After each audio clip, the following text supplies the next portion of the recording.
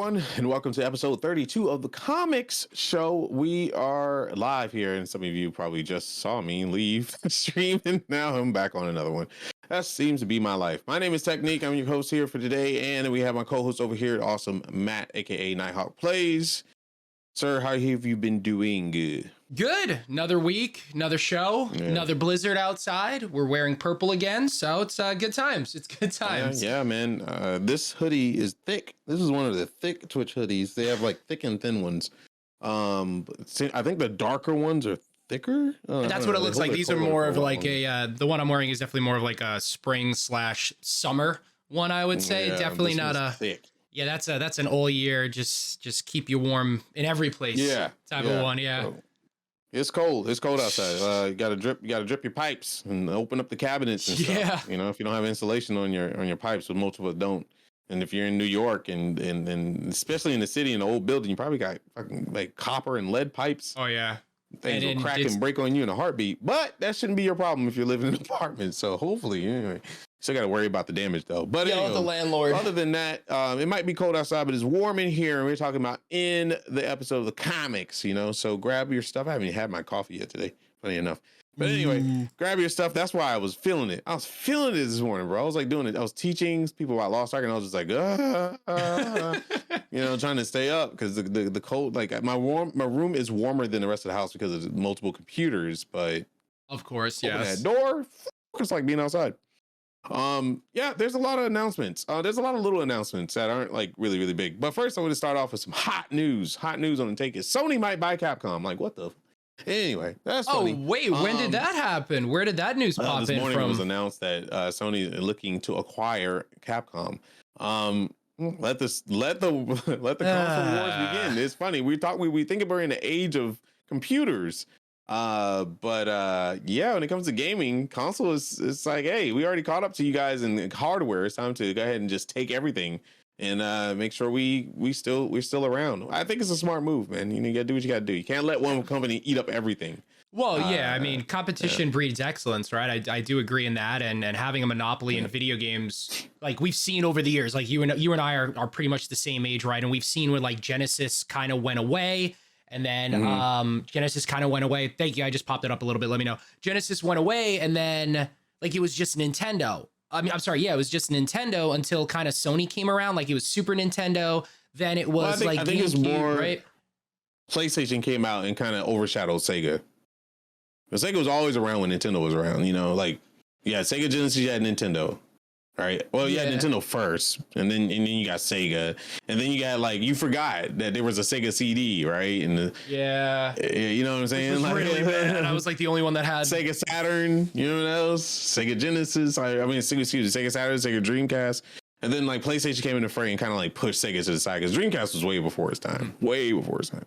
If Dreamcast would have came out like PlayStation 3 era, I think it'd have been good, but. You know, I mean, and everyone loves GameCube, right? Dreamcast and GameCube are kind of like that. I love those systems. Wii, whatever. The Wii U, I didn't even buy. It was the first console I didn't even have because I didn't care. But anyway, long story short, guys, don't be surprised if you see the news of Sony acquiring Capcom. I mean, they may refuse, but when those billions come into play, might as well make that move, especially if they let you. Oops. And there goes. Now, do you think that's up there? Do you think that's up there? Sony, like with Capcom, like obviously Microsoft, Activision, Blizzard, that whole IP and everything. I mean, that's blockbuster. You know, is Capcom up there with that? I think it's like almost like it's a hit, but I feel like it's more of a blip in the radar. I don't think it's a blip. I think Capcom is definitely there because I mean they've been around for so long and they're consistent. They're not the kind of company that spikes, right? They're just very consistent. They're kind of like plateaus. They don't dip. They don't spike really. I think Village was the only time they really saw a really big spike in sales. And then again, that game wasn't. It was. Sorry. It was okay. You know, it was all right. It was pretty good. I mean, Resident Evil fans were happy, and that's all that matters, I guess, at the end of the day. But it wasn't like, you know, Elden Ring type thing. You know, like hype mode. You know, or anything Dark Souls that comes out. Yeah. So. You know, acquiring them. I mean, Microsoft acquiring Capcom could be a reality. So it's like if I'm Sony right now, I'm like, who can I put my hands on to to stop this from happening?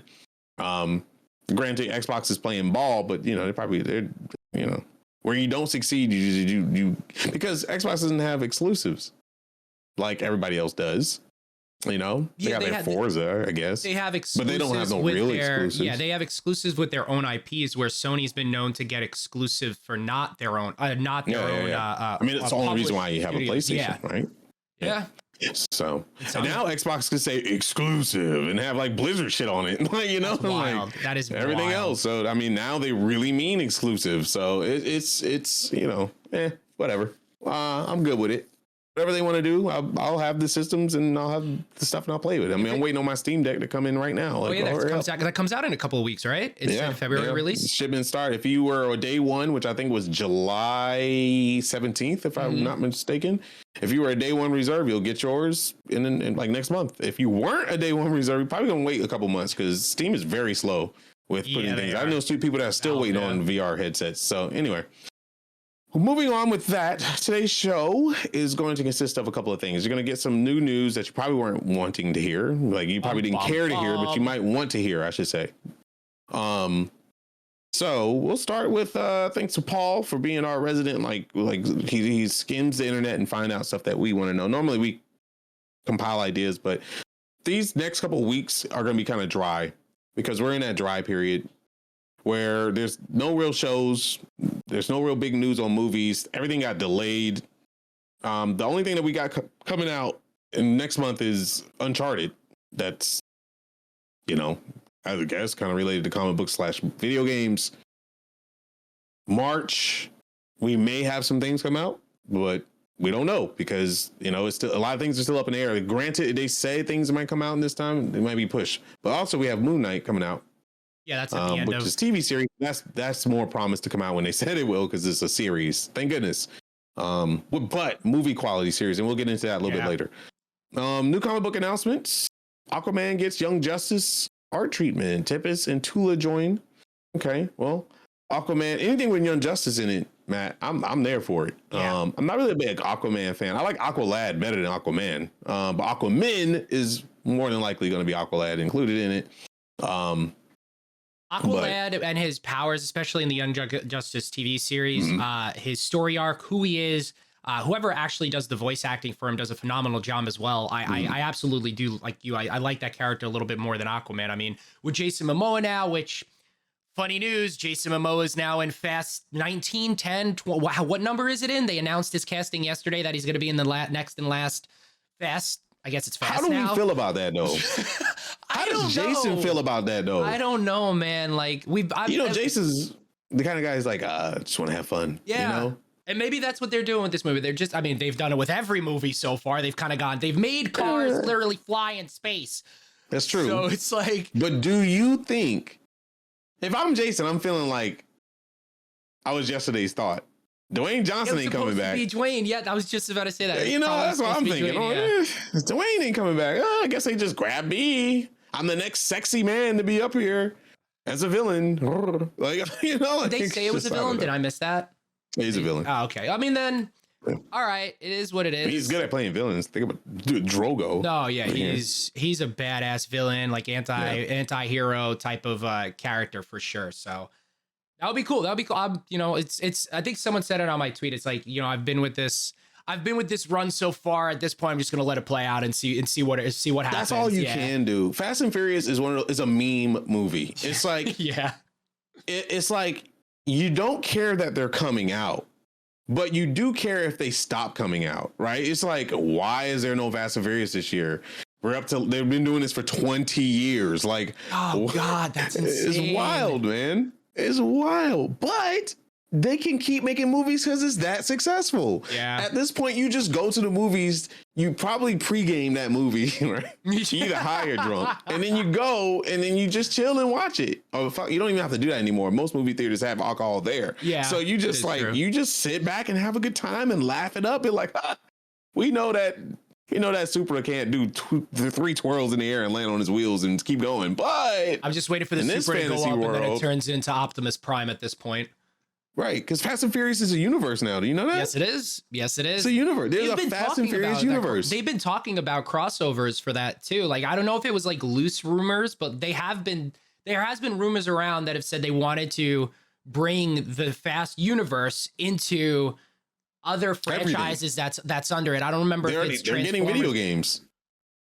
Virtual reality video games. Yeah, they're getting them. I mean, racing games nowadays are actually a lot of like they look really cool because of how.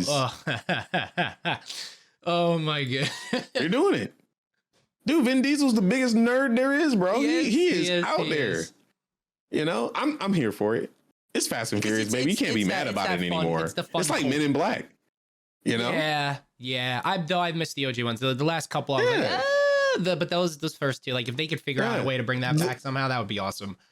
Properly. The cornier those movies are, the better. Like it's honestly at that point, and they're a big cast of people that are. I don't want to say washed up. That's the wrong word, but they're a big cast of people that only do certain things. You know, like Tyrese has been in other projects, but he is only known for Fast and Furious and crying when he sings. Like those are the main things. You think Tyrese, you think Fast Food, you think what's his face? Vin Diesel, you think that. You know, you only think about Fast and Furious when you think about Vin Diesel or Groot, but mostly Fast and Furious. Yeah, that's your first thing. He raps Fast and Furious. Like, what else is he speaks Spanish? Yeah. But I only know that because of Fast and Furious. Like, oh my god. But we grew up with these cats. Like we literally, it's Fast and Furious is in our heart, whether we like it or not. So I'm here for it. Whatever. You're absolutely right. Yep. Kudos to Jason Momoa joining the cast. I just don't want Fast and Furious Generation 2 and it'd be their kids. Oh God, no. At some point you gotta move on. Give it like 30 years or something, and then restart it like everything else in speaking of restarting, so it's not free yet because it is buyable on digital. If you haven't seen it in theaters, Ghostbusters Afterlife. I bought it yesterday for $20 on Blu-ray digital. Oh, it was so good. It's a redo, isn't it? It's so unlike the one with Chris Evans and McCarthy. No, not like that, but it's like the original. Yeah, this is an actual sequel to Ghostbusters 2, and the way it plays it out, man, like I had tears at the end. It was a really. Are the original cast there? Igor and all of them, like the original people. Well, Spangler, obviously, Harold Ramis passed away. Spangler, and I will say the way that they brought it all together, not with any. Try not to give any spoilers away. I mean, probably it's been out for it came out in November, so in theaters at least. But if you haven't had a chance to see it, pick it up for $20 if you can. They do a spoiler alert. They do a great job bringing in old characters, tying them into the new, and even if they wanted to expand it with this new generation of kids, it's really cool. And I like how they did it with kids better than like young adults, like 20-year-olds. Like having them be young, it's really, really, there's something. I mean, the kid from Stranger Things is in it, but you get that Stranger Things vibe. Yeah. They're still kids. You know, and even if they're teenagers. The cool thing about Ghostbusters, especially the second one, it was like it's obviously like a fantasy sci-fi kind of movie, but it's supernatural. And when they do the supernatural parts, it's scary and it's jumpy. Like if you go back and watch Ghostbusters and Ghostbusters 2, the old ones were jump a couple of times, man. And I like I said, I watched it last night and I was like, there was like, it was really cool. And I was very happy that they used practical for a lot of things. They did have to go CGI for a lot of stuff, but they went practical for a lot, which went a long way for me too. Once again, I think they did a fantastic job, and I hope it gets a sequel and it becomes a trilogy and a story, because I think they definitely have something there. I am a Ghostbusters geek too, so yeah. I mean, Ghostbusters definitely means something to the people that grew up in the 80s, like 100%, you know, and like I say early 90s for sure. I think like 89 was one of the first movies, right? Like 89. Well, it takes place in 90. It takes the Ghostbusters 1 takes place in 84. So I think it was around 84, 85 when the original Ghostbusters came out. I knew it was around. I remember seeing them fairly like new to. It's one of those movies, even if you're like a baby, a toddler, like, you know, you kind of remember what goes on. It's like Dark Crystal, you know, you kind of remember of those. or Willow. Like I remember watching those, and I was like freaking young. But anyway, Willow's coming back too. By the way, yeah. Funny enough, if you ever seen Willow, the actual actor Willow is in it. Like what the fuck? I am okay. How with did he that, not man. age? He looks exactly like he did before. He got a little bit of wrinkles on his eyes, a little bit of crow's feet, but shit, I was like, that man look younger than me. Like what the fuck? Anyway, that's interesting. But yeah, TV shows. We're starting to see a trend, right? So TV shows, we can pull this into comic books and everything. What is selling right now? Oh yeah, is nostalgia. Yep. And like taking old IPs that you had before, IPs that were successful, and now bringing them back with way more technology and way more advancements and learning a lot from, I would say, comic book movies. Like I think a lot of these reiterations are learning from Marvel Studios and how they handle CG and what they can and can't do. Because when we looked at Planet of the Apes, right? The original Planet of the Apes, people in costumes, like like cheap ass costumes that you could buy from Walmart, and they look horrible. It's the same with Star Trek. You knew that was a green screen, bro. You can see the highlight from the light hitting the green screen. It was that bad, but we were into it because then it was magic to us. Now, the newer Planet of the Apes, we looked at it back then. We were like, "Oh my god, I can't believe this! This is next level incredible, right?" But you look at it today, you're like, "This is CG AF!" Like that monkey looked like it doesn't belong in real life. It looks like a video game, like this, that, and the other. Some video games look better than movies, right? But now, today, we'll probably be saying this 10 years down the road, it looks like crap. Today, CG has gone a long way. If you take Falcon Winter Soldier, I lost my shit. Like there's some Marvel movies that couldn't hold a thimble to that thing. I was like, the way they did Falcon, what in the hell? Like it was great. And you could just see it play out. And Hawkeye, I mean, that bridge scene could have been horrible. Oh yeah. Hawkeye. It could have been horrible. Like it could have looked like something back in the day when something like that happened, when something was oversized, there were toys. In like a world. They were really bad miniatures. They were toys. Like that scene. The explosions were really small scale. You could tell. Like you knew it was happening like in a contained zone. But now they're like building actual bridges out and like having actual cars do flips, break through stuff, blow up. Like it's just natural, cool stuff. So a lot of these IPs are starting to benefit from rehashings. I really hope deep down in my soul that they do justice to Ninja Turtles and bring back the early 90s. Though, still to this day, the original Ninja Turtles movie is still top notch. Oh, yeah, like, dude. The amount of time that went, those were actual animatronic suits that people were wearing. They were hot, uncomfortable. There's lots of stories. But man, the quality of Ninja Turtles, especially the Ninja Turtles movie, that was so good. Still to this day, I've watched it recently, dude. And you go back and watch it. Like I know I brought them up before, but like you go into like Corridor Digital, the Corridor crew. They had the guy behind Mythbusters, Adam, whatever his name is, on there recently, and he's a practical engineer. I forget what the hell they call it, practical something. My brain is not working. I haven't finished my coffee yet today. I mean, it never works, but that's another conversation. And he's going through what was the movie with the Seymour, the big Rock Horror Story. Dude, Rocky Horror Story. Rocky Horror Picture Show, Rocky, whatever it is. The Rocky Horror Picture Show is the other thing, but it was the name is in there. The shop, So it took 80 people to do like every joint in the tentacles and the hand and the mouth.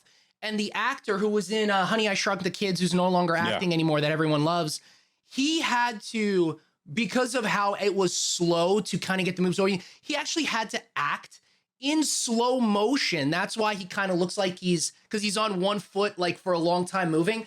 But the practical of this, if you watch that, and if you watch Teenage Mutant Ninja Turtles 1 and Turtles in Time, Turtles Through Time, whatever Turtles 2 was, you watch that, and then you watch the Michael Bay, there's nothing to compare. Like even the cartoons when we were growing up, like you can't compare the two. You got like essentially like movie magic and a masterpiece to like this hodgepodge of CGI thrown in, and that's why I loved. And once again, that's why I loved what for Gozer, the Keymaster, they used practical for a lot of scenes. And I was like, dude, this is what you need to do, because I would have been pulled back right away because of the uncanny valley. Like, I know it's fake, but having it in there, I was like, they're doing the good. Like, this is awesome what they're doing. Yeah. So once again, like if they do another Teenage Mutant Ninja Turtles, He-Man, which they're doing live action again, remember the old Dolph Lundgren one? Like, they're doing that for Netflix. Like, if they got to do it properly, they got to do it right, and they got to do it as much non-CGI as possible. So I'm gonna agree with you, man.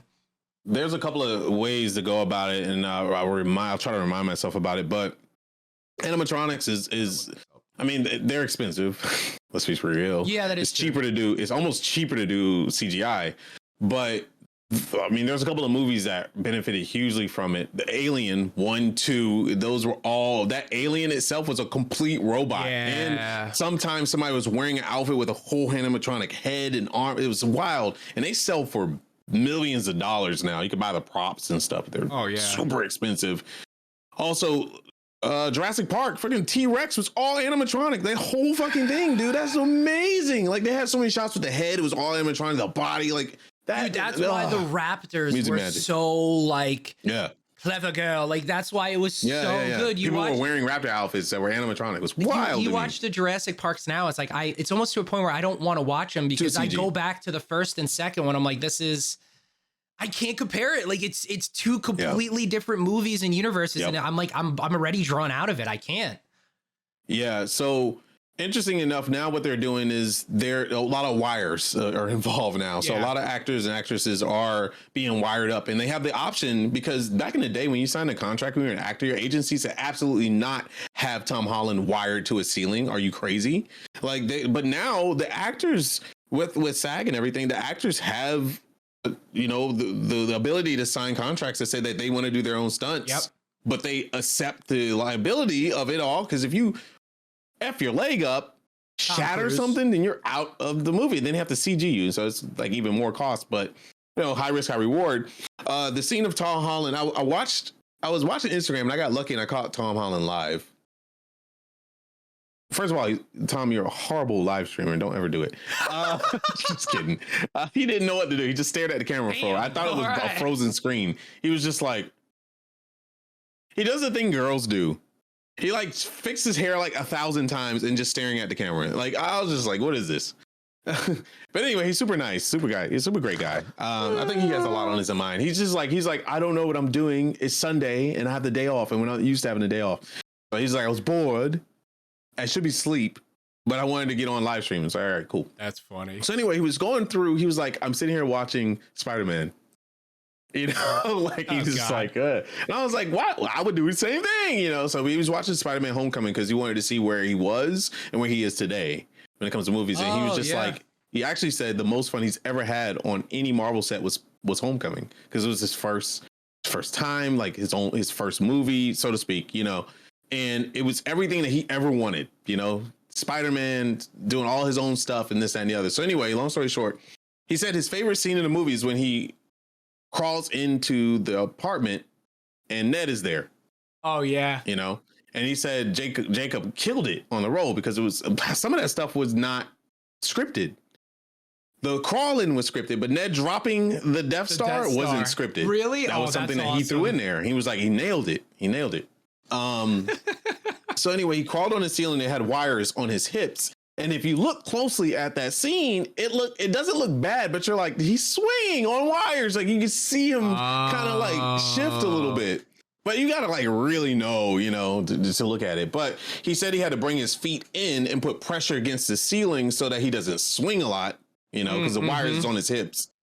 And the part where he goes down with one hand, that's CG.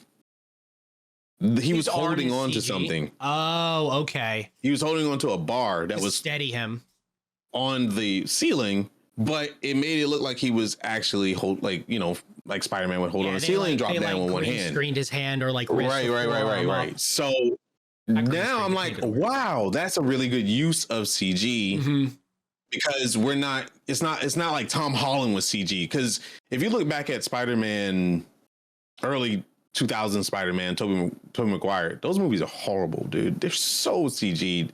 Like Spider-Man swinging around, even Andrew Garfield's Spider-Man swinging around. It looks like a video game. It's like video games have better graphics, but that's what we were limited to. So we were true believers, right? Yeah. As Stan Lee says back Yeah. then. But it's just lovely how. But the new is funny because we went back and watched all the Spider-Man again, and with Far From Home or No Way Home, excuse me, No Way Home. Tobey Maguire actually looks good swinging now. And it's like he's got his justice, and Andrew Garfield looks good. And so they got justice for looking good and not just looking like freaking like, you know, CGI. Because man, that end scene of Spider-Man, it looks worse than video games. Marvel Avengers look better. He was like, his back was like doing this when he was swinging. I was just like, bro, this is horrible. But anyway, it's just nice to see. Anyway, moving on. If you like Hulk, you got a new Hulk transformation. So Starship Hulk becomes Titan in Hulk number 6, April 20th. This is soon. Not too soon, but a couple months from now, or a few months from now, I should say. You will be able to get the new Hulk. And Hulk is I've become more of a fan of Hulk because of the movies. Really wasn't a big Hulk fan. I don't like big, brawny, thick, like, you know, like me good, you know, type super strength characters. I'm not a big fan of those personally, but why not? What are your thoughts on Hulk? I have liked the Hulk.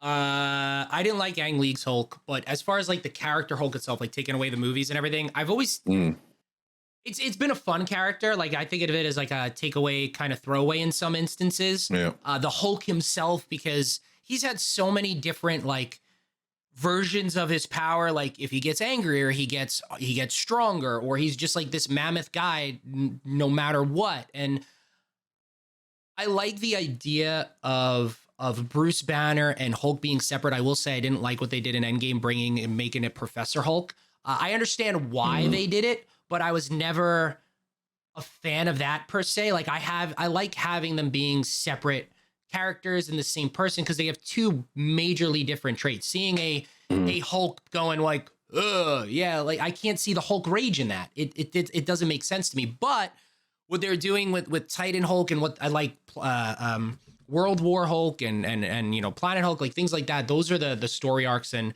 kind of play on it that I do enjoy. And what I've read from this, at least, it sounds interesting. I hope they do it justice. I feel like Marvel movies has changed the game for Marvel movies has changed the game for comic books. And it's really pushing the storytelling and the idea of these characters and the versions of these characters forward. So hopefully with this, it does the same exact thing. Yeah. Yeah. You know, I'm all for new arcs and new ways to look at different characters because it keeps it fresh. You know, we can't live people. My biggest fear is that people are so attached to MCU that they don't want change. Like, I mean, I'm guilty. I don't want to see another Iron Man. Will I take War Machine? Yeah. Put War Machine in, sure. Like put Pepper Potts in the machine, sure. But you see, it's that separation anxiety that builds when you see something that you fall in love with and you like change, you know? And I think and I understand that's where, like, I always bring it back to Spider-Man, but when Miles Morales came around, people were like not feeling it because you know, they felt like, oh my God, it's a huge change. What happens to my Peter? You know, like something. So I don't know. I like the transformations. I like the fact that there's going to be different sides of Hulk and like different types of Hulks and stuff like that, because the Hulk universe is huge, man. And we don't ever get to really see that. We got to experience it a little bit here and there, but you know, there's a reason for Green Hulk and Red Hulk. There's a reason for like, isn't there a Blue Hulk at some point? Well, there's like, yeah, I know there's. Yeah, go ahead. Sorry. No, I'm just saying there's just like a reason to have. Yeah, the Gray Hulk was the original because that's how he's printed in the comics. Then he turned green. Red Hulk is Thunderbolt Ross, or well, at least in the MCU, we believe it's Thunderbolt Ross. So, but there's obviously She-Hulk. Obviously, then you have all these different characters that got hit with Gamma, Abomination, and how they're bringing back those characters from the Ed Norton series, like obviously with Tim Roth in Shang-Chi as Abomination. How he's going to be in some way, shape, form, or fashion in in the She-Hulk series. His relationship actually with the new Sorcerer Supreme, which actually we didn't talk about, Wong, like that's cool to me. That's interesting to me. So what did I just hit? So yeah, I like how if they expand upon the Hulk in this phase and not him make it be a secondary character because of rights distribution of what they can do and can't do in the movies, I think that will be cool. And I don't remember if they said when it takes place, She-Hulk, and at the end of Shang-Chi where, spoiler alert, we see Bruce, we don't see Professor Hulk. I'm interested to hear that story. Well, actually, it has to be after Endgame because he has his arm in a brace. So anyway, yeah, I'm excited. I'm excited definitely for the future of it. And we've said it before. Each one of these characters are pieces of art, so they're up for interpretation. Whether Superman is a white guy that came from Earth, he's a white alien that got grown up in Kansas, or he's Jar-Varel, a black alien, Michael B. Jordan potentially in the future. I'm down for it because art can be interpreted many different ways, and as long as it's good, I'm okay with it. I mean, multiple representations of a character is great. We can't assume. I mean, the coolest thing about, especially, let's say Superman, and I'm gonna give a compliment. Hey, recording. Hold on. Okay, good. Coolest thing about the world of Superman is that there are multiple Supermen and women. Like he's not the only one. He just happened to be the only one that skidded his ass on Earth. You know, like there's multiple super people that come around. And matter of fact, he gets visited by some super people because they're like, yo, what is Clark doing on Earth? Like, like, what is this dude doing here? So honestly, I think Power Girl is way better character. Yeah, I really love her development. I really like her story, and I like how immature she is. Because if I had all that power, I'd be immature as hell. Like, I love that about her. So if I had to give DC a plus on a Superman world, Power Girl is my girl. I'm interested in see what Michael B. Jordan does with that, because knowing that he isn't the only sole survival of his planet. Stuff can get real. We can do crossovers. We can do a battle between Supermen. Like that shit I'm here for. See, I can explain Superman going out punching the hell out of another Superman. Now I don't understand Superman punching the hell out of Batman where his head should be rolling 50 feet away from where he is. So, but anyway. So that's actually, it's actually cool you bring it up. So you think of Power Girl and you think of Supergirl. Where does the first thing you think of? Kind of like Superman, but different hair color, blonde and blue eyes. And I know the other thing. I know. But so I like how they're doing it with Batgirl as well. They're not sticking with that. So Batgirl is African American, I believe. Who's being presented, and Supergirl in the Flash movie is what I just had her name, Sasha Cali. She's actually Colombian descent. Colombian. So like they're not sticking with what we're seeing out there, and they're going mixed, and I love that. I love that. You know what's interesting to me? You know how to fix this to make this like canon? I don't know what. Supermen and women are aliens. Yes. Right? Yeah. What if they took on the looks and the visuals of where they're going? So wherever they land, essentially. Yeah, their body adjusts, like their capsule like kind of just constructs them in that form. Kind of like Martian Manhunter, right? And his daughter, Starfire. So John Jones is I forget. No, Starfire. But yeah, it's his daughter, isn't it, or something like that? No. There is a Miss Martian. Relatives or some shit. Miss Martian. Miss Martian. Yeah, Miss Martian. Yeah. Well, Starfire is but Starfire is scary looking. Actually, like, isn't she like an alien? In the comics, both. I know in Young Justice she's some gruesome ass thing. No, yeah, the Manhunters, Miss Martian and Martian Manhunter, if they go into their Mars forms, like they're hideous Martian beasts. There is but Starfire's from a whole completely different race and everything. If she shows her form as well, it's nasty too. It's hideous, right? But she adjusted. So that would make more sense to me, because it doesn't matter what race they are, because it's wherever they, whatever they see adjusted. It's kind of like Eternals, right? Yeah. It's like the Eternals were built to match different races and, across the planet of wherever Earth or wherever they go, honestly, because they have to fit in, right? Like, so that makes so much more sense to me. This whole thing about being on a planet and having just one race is kind of weird. It's really freaking weird. And I'm glad they fixed that in Invincible to where there was black, white, Asian. There was all races there, man. You know, hell, there were people that were different colors there. So that made lots of sense. So, you know, when it comes to Superman, anybody coming from a different planet, him solely being a white guy is just kind of crazy to me. You know, it's like, I don't know. So I'm glad they're expanding with Michael B. Jordan and like having like, you know, different ethnic background, not just black and white. I mean, even though he's not going to be Clark Kent Superman, he's going to be Val Zod, and it's a whole different story. Cool. I don't want that idea. I'm like, cool it's with not having cool. a black Clark Clint. Yeah, Clark Clint, whatever. Clint Clark. Clinky Clank. It's one of those days, man. It is one of those days. I don't know. No black dude named no Clark Clint anyway. These past 2 weeks, dude, you've been killing it. Just saying. Hell, dude, I don't know any black guy named Clark. Anyway, buddy, I'm sure you're out there, buddy. So I'm glad they're sticking with it. All right. So that's cool. That's cool that they're doing it that way. Yeah. Moving on. DC. DC's getting weirder and weirder as the times go on. DC, I feel like they ran out of ideas. So now they got to go hit up another culture. You know, like, we ran out of ideas. Let's pull in all cultures. I'm cool with it, though. Okay, I mean, we know it's going to happen eventually with Marvel anyway. But anyway, Sun Wukong is coming to DC. Oh, yeah. Son Goku. Yep. Wukong is there. He's interesting looking, to say the least. Well, I have the news up. Where the fuck did I put it? Sung Wukong. Oh, here it is. After being introduced in May 2021, Monkey Prince is what they're calling it, is debuting in a ongoing series written by Gene Luen Yang. Yeah. Yay. Okay. All right.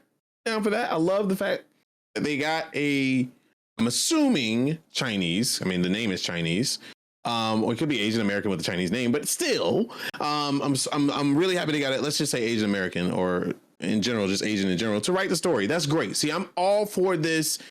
Like, if you're bringing anything culture in, let somebody of the culture be the you know, the director behind it, or the writer behind it, or so on and so forth. That's great.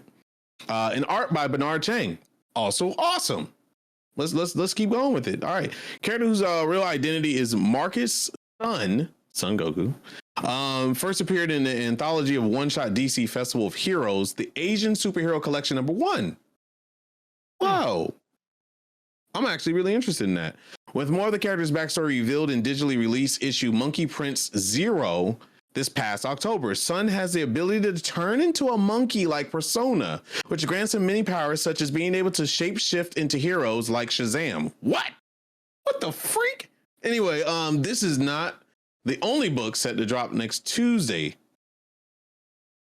So essentially, he's Beast, but he can not Beast, but Beast Boy, but he can turn into heroes. Wow, does he get their powers? That's an interesting one. Yeah, interesting. Damn, powerful champion. Because if he does, he's literally gonna be the most powerful person in DC. He's like Rogue on steroids. Yeah, seriously. Yeah, it says it's the debut issue of the Journey to the West, inspired by characters' new limited series, giving us our first look at Marcus' humbling origin. Also makes note because this is probably the only time you'll see us use the word humble to describe anything that has to do with the Monkey Prince. Interesting. It will reveal how a fearful teenager who spent his life during drifting from city to city with his parents' words are hard, eventually becomes a powerful champion and a great sage equal to heaven. How he came under the tutelage of the reformed demon known as Pigsy. I literally see a pig in this art. This is hilarious. Yes. And why his real rival, the one that's been continually most effective at thwarting his plans and causing him grief, may just be his own tale. Huh. Interesting. Well, I like how these comic books are not just being like truth, justice, in the American way anymore. Like it's nice hearing these synopsises, and it's getting me intrigued. Just like we talked about the Alice in Wonderland one about like her mental demons and everything like that. It's last week. Yeah, it's pretty damn cool. The young hero was fought with, against, and as Shazam, as you had to be there. Yeah, because he could take form. That's so cool. So if he's anything like the real Wukong, he can take powers of the person that he transforms into. Yeah, I mean, he just said as Shazam. So, I mean, that's powers as Shazam, yeah. That's, he's the most OP character in DC then. Like, literally. That's interesting. That's very, very interesting. I'm very interested in that now. I'm interested in seeing his I wish there was a website like back in the day. There used to be like when comics were like popping, not movie wise, just for comics. There used to be websites where you could tell people's power levels and their weaknesses and their strengths and stuff like that. I wonder if there's a website that exists like that, because man, that'd be so dope. And if it's not, man, one of you out there, go do your thing. Lars says bringing in culture to write, do the art, direct, and even produce is the only good is only be good for cultural representation, and is something we should all be here for. Yeah, 100%. 100%. Truth, justice, and American way is overrated. Even Superman changed his official motto. Yeah, they did, and I'm happy when they did. I know that was like one of the things where people are like, oh, but you can't. No, dude, it's 20, whatever it was at that point. Change it, bro. It happens with everything, right? I'll give you an example. I took martial arts in many places, many countries. I am very against having an American martial art sensei or teacher or whatever you want to call it. I'm just not against. I'm not with it, because I like being. If I'm going to take on a cultural martial art, I want to be taught by that said culture, because it's just me. It's a subjective opinion. It's my thing. Well, with that, and this goes along with saying with like how Superman changed and all that stuff. My Saranim, which is like it's the Korean master for Taekwondo at the time, was very Americanized because he lived in America for so long. He became Americanized. And what Americanized means? Money, right? Like there's ways that you make money, and he put that in his like little way of teaching, and it became very obvious. It was Superman coming down from his planet, pretty much growing up on Earth. He's going to adapt to whatever his surroundings are. He becomes essentially human. Right? Like he becomes more human than he expects. Yeah. Which means the ways of thinking of somebody that comes from his planet that grew up there are going to be two totally different. It's very, very, very much seen in Invincible with his dad and his son. Right? So you adopt, and his dad was like, I can't understand why you want to protect these weaklings. So they're going to die anyway, like, type thing. And the same thing happens with Superman. It's just like, he's in love with the human. Like he doesn't want to see anything happen to her. Lois Lane is his life. Look at General Zod. He came straight from Krypton, saw its devastation, wanted to protect his people, bringing it back to obviously the whole, as you brought him up, Superman comes down to Earth, and it's like, nah, why we're the higher beings here. We need to be taking over these people. Why are you loving them? Why are you being with them? That's actually a great. Like a great comparison for what you're saying there too. It's actually and Eternals, right? Same thing. Eternals too. Oh God, I watched that movie again this week. We talked about it last week. Like it's so good. It's really good, especially with the second watch. You get to You get to see a lot of stuff. Like I know we're going all over the place here, but if you didn't have to watch Eternals, that end scene where Arishem the judge comes in and that's scary as shit, by the way. Dude, do you know? Dude, did you notice when they pull back and he has them, the Eternals, he created a back hole. He's swipping and swapping and flying around the universe, creating black holes. Do you know how scary shit is? Yeah, he don't care. That's why he's like, I'll be back in a bit and see how well you say they are. He's just like, all right, black hole. Like that's dope. I love that Judge doesn't judge. Off the back, I love the iconicness of it all. Because if he would have judged, he would have wiped them all out. He's like, "Oh, you stopped my shit, man." Done. But he was like, "Oh, I'm interested. The people I created you, and you're rebelling against me. This is interesting." Like he's a scientist at the end of the day. Yeah, it's just like, it's a hypothesis for this. But man, when he showed up and he's like, you see the eyes and like he's in the sky, I was like, holy shit, that was Lord. I didn't think they were going to do that. Cthulhu or something. Yeah, but that movie sets up. You don't realize, especially after the second watch, and I had to go like deep diving into a lot of like YouTubers and people that do this every single day. Like there is a lot of stuff this movie sets up, and it's crazy to think of. Just like along, like Arishan the Drudge is essentially lying, if you think about it, based on what you know of the overall universe and eternity, and how and who the Celestials are, and that's a throwback actually to Guardians of the Galaxy 2, right? This is all assumption. Like, remember when Chris Pratt, Star-Lord is looking up and he has like the powers and everything. He goes, I could see it, eternity.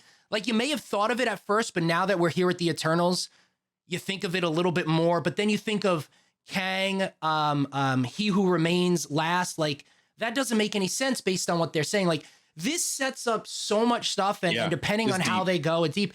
And then obviously the end credit with Jon Snow, Kit Harington, and Blade, and not what only that that, set up. Oh, it's so everyone. good. I think it was in What If the Watcher said everyone has a creator. Like, it's what? It's like, all right, the Celestials created all this other shit. Who created Celestials? Like, where are we going? You know, like, it's wild. So it's and then interesting, let's say man. he does judge Earth, right? Yeah. He may not come back. Who is he going to send? Galactus. But then again, is it that Galactus? Because the Galactus that we know was a scientist from the end of his stream's timeline, or the end of his universe's timeline. But we broke the multiverse. That sees the ship come through, and then there's a scene with the ship. I forget which one it is. I forget if it's Loki or something. They talk about, you see the ship coming through, and it's like, is that his ship? Like, there's just, I'm going straight like aliens conspiracy theory meme right now, but there's so much, and it's so cool that we have this, because DC's just left and right. It all boils down to like universes being nothing but a pinhole in a bigger like, you know, sewing kit, so to speak, or whatever. Or, you know, it's just like we're tiny and no one knows what's really out there, because we may have Celestials in our galaxy universe, but what about the other ones? And like, what the fuck else is out there? You know, the ultimate question that will never be answered. Anyway, like, is there another universe to me where, that DC has where a they killed kingpin? them? Huh? Yeah, like, is there another universe where the Avengers came together and killed them? Is there another universe that the Eternals stopped Thanos? Like, there's so many questions. It's we kind of got a little bit of that in What If, how that happens. True. That's why I really like What If. Yeah, different. I mean, at the end of the day, what's interesting, because when we go back to Loki, their thoughts was everything comes to an actual end where it's supposed to be. But if that's so, then how can the deviants, is what they call them, funny enough, if you watch Eternals and it goes back to Loki, how do the deviants, and then it makes a lot of sense when you watch Eternals, when the deviants were actually created to stop people from changing the course. So it's really interesting. It was really funny to me. If Judge knew how things were going to happen, why does he have to create things to stop the progression of man, or, you know, they're going too fast or stalling? And why does he have to send others to stop them? Because they get a mind of their own. So your own creations become more powerful than the creator. And it's a very interesting loop in general. But yeah, Sun Wukong in DC. Yeah, we went here for it. You know, it's still a point now where anything DC does, I'm going to take it as a positive, because I really hope they succeed. Because they're going all out. But this seems like it's going to be really good, because, like I said, there's nothing but culture in this thing. And my boy I don't want to call him Stanley, but Art Germ did a cover for it. Oh, that's cool. He's doing various for everybody. Yeah. Well, I mean, the good piece of news coming out of DC recently, I think it was the other day, and that's one of the pieces that we talk about. DC Comics appointed a new SVP and general manager of DC Comics. And just apologize if I butcher your name. I'm gonna have to look this person up. Anne Lou Depees. Anne Long Depees. Is she French? Like, I don't know what. Yeah, she's been part of DC for a while. I think it said like 10 years or something like that. So having a new head of DC Comics after just, I mean, I love them, you know, Jeff Johns and Jim Lee and everything like that. They're amazing. But having some fresher, different blood. Having some fresh and different blood, getting in there and hopefully steering the ship. I'm for it. She said, it's incredibly humbling to step into this role at a place I've been for a while now. Yep. I feel like I'm partially grew up at DC, and I've seen how important we are to our fans. To get a chance to lead the company to do even more for them is a dream come true. And she's a woman. Yes. I've worked, let's see. Somebody said I've worked with Anne for over a decade. She's been there, bro. Yeah.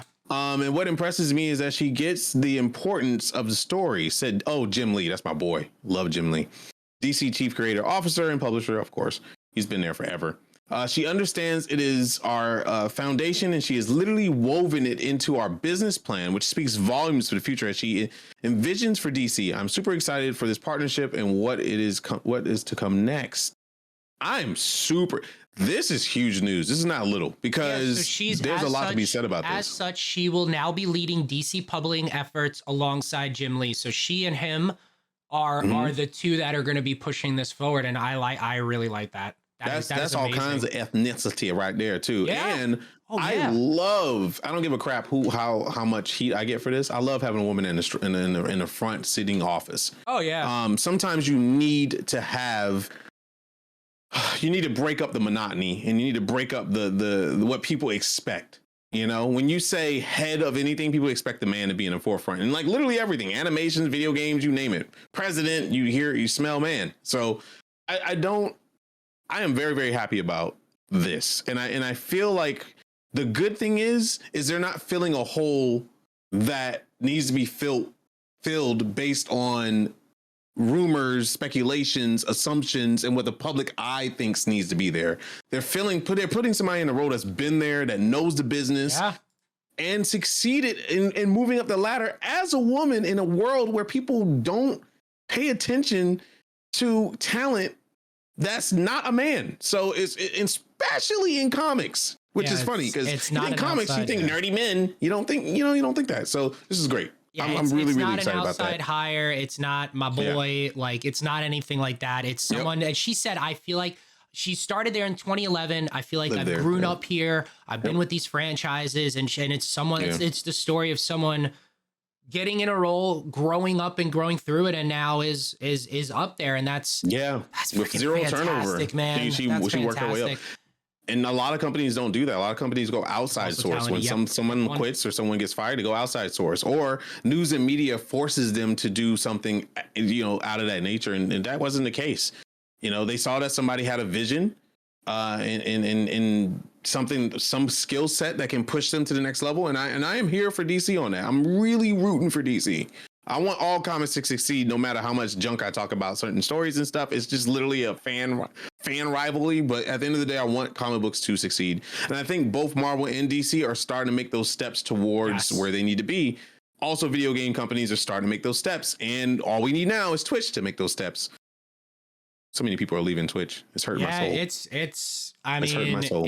I lost 6 friends at Twitch already in 1 month. Dude, this past, what is that? I think I was reading something like these past 6 months, the amount of turnover the amount of people moving on. And then obviously, I know we talked about it in our meeting yesterday too.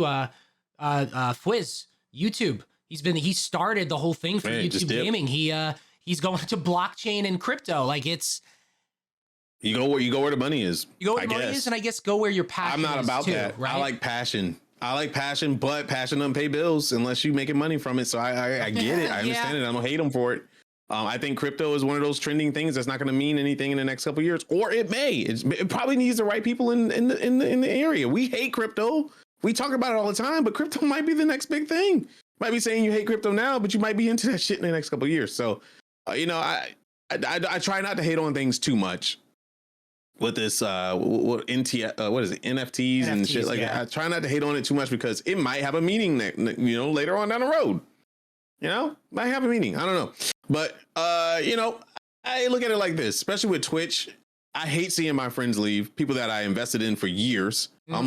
I'm 2 years shy of 10 years, or 2.5 years shy of 10 years of being here. And I'm very sad to see them go. But if it prolongs and persists and really pushes their dreams and their passion forward, and they get where they need to be, then I'm cool. We didn't lose connection, did we? Yeah, I'm dropping frames right now. I apologize. Uh-oh. I think my internet. You're fine. As long as it comes back. Okay, we're back. All right, cool. Refresh the stream if you need to catch up. But yeah, so what I was saying was, if these people leaving and moving on to better opportunities, then I can't hate. But that does say that the opportunities that were here in our home isn't looking good for them. Hopefully we get some new talent in that doesn't mind whatever changes are coming. But whenever there's a takeover, changes are bound to happen. Do you think there's so enjoy your Twitch that you have now? That's all I'm saying. Enjoy it. There's a takeover because you never know what tomorrow might bring. You never know what 6 months might bring down the lines. Thing might not be Twitch anymore. Just saying. So keep it in. Anyway, great. DC is making moves. DC. I mean, we a lot of DC news. The Aquaman stuff. I honestly looked at the art just now. It looks badass. It looks really good. Aqualad looks awesome. And then like the younger Aquaman, I forgot his name, but he looks really cool too. An Aqua girl, lady, woman, I forgot her name too. I'm not really big into Aquaman, but anyway, they look great. The art looks fantastic. James Gunn. No, excuse me. Let's not go. Yeah, let's talk about James Gunn real quick, and we'll go back to the video game side of things. James Gunn promises a much bigger but darker Guardians 3. Down for it. More so, I'm down for Disney telling James Gunn to do what he wants to do.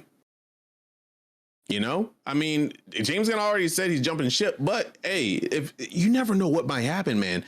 If Disney Marvel allows him to go back and forth between stuff and make TV series, and he can still continue TV series on Marvel, let him do it.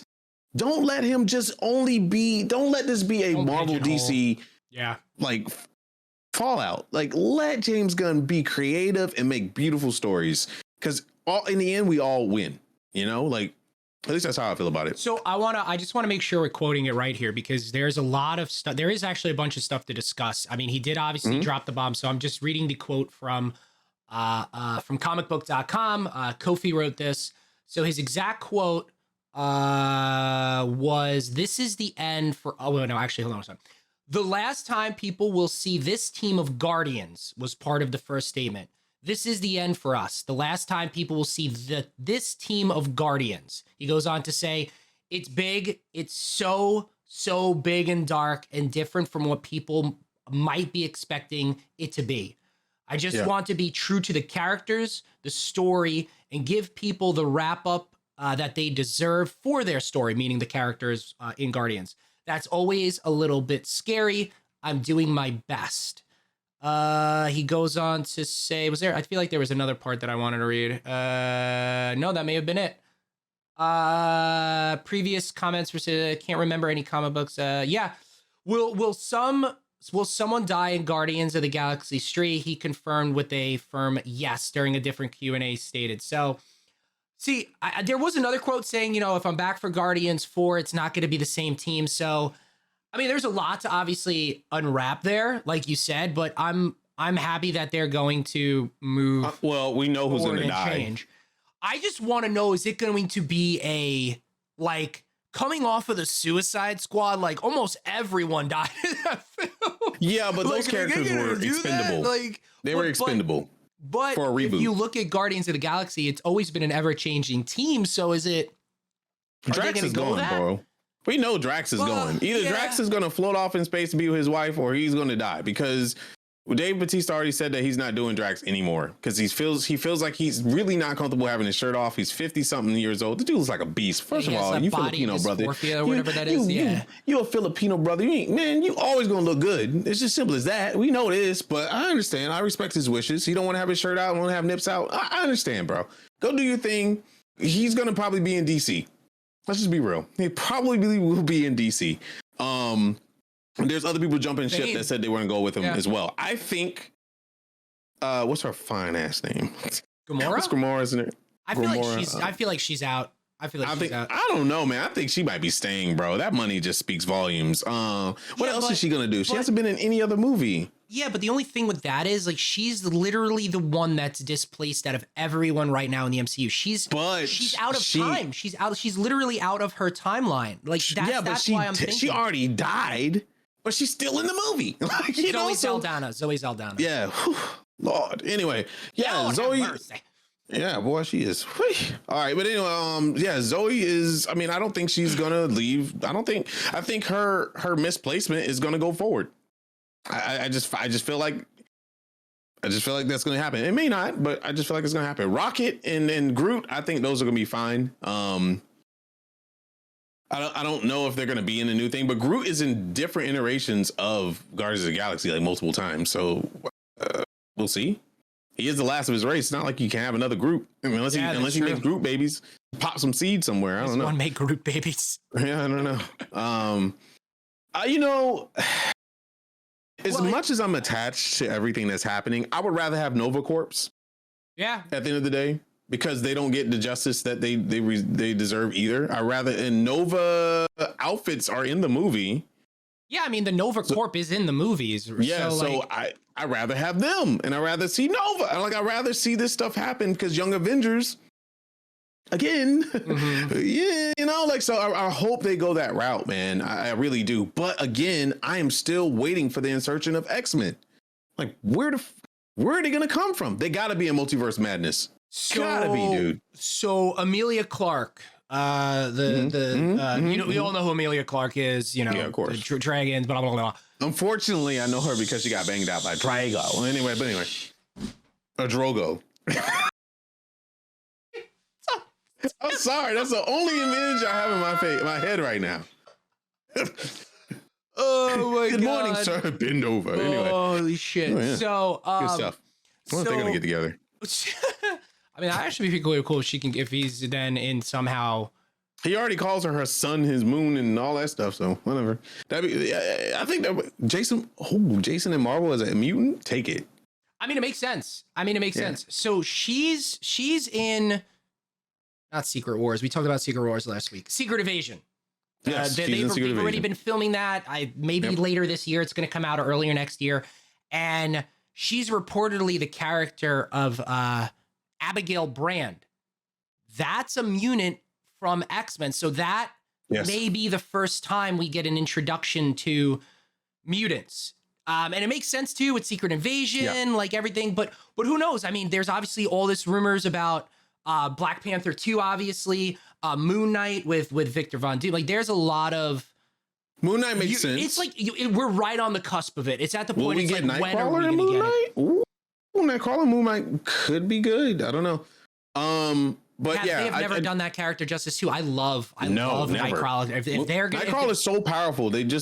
I hate how they write off these characters like that, man. Like the movie cinema just destroys characters. Like they made Psylocke be so OP, like thought wise in the movies. I'm just like, bro, are you kidding me?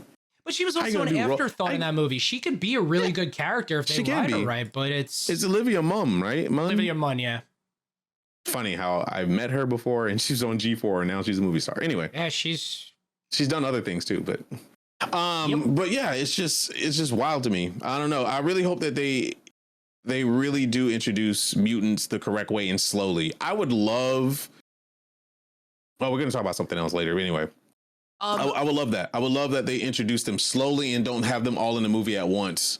Yeah, you shouldn't. Yeah, I mean, I don't want them formed. I want them to kind of they could already have been something and then just kind of separated. This could be after Xavier School got invaded and things are not great and mutants are kind of just hiding and people are just really racist and hating towards them. I wouldn't mind that arc because it'll get real dark real fast. Like, and then it'll be kind of cool to see how they adjust to life when, and then the question, where have you been while this shit was going on type thing, you know? So yeah, I mean, nice. We've seen it with the Sokovia Accord with superheroes, superpower beings, and they touched on it obviously in X-Men. What was it, X-Men 2 or 3? Not even that. They touched on it in Avengers Age of Ultron. Yeah. They went to Sokovia. But when they talk about like humans rebelling or wanting information and everything, right? That's where it was Civil War, Sokovia Accords. But which X-Men movie was it where they had the mutant something act?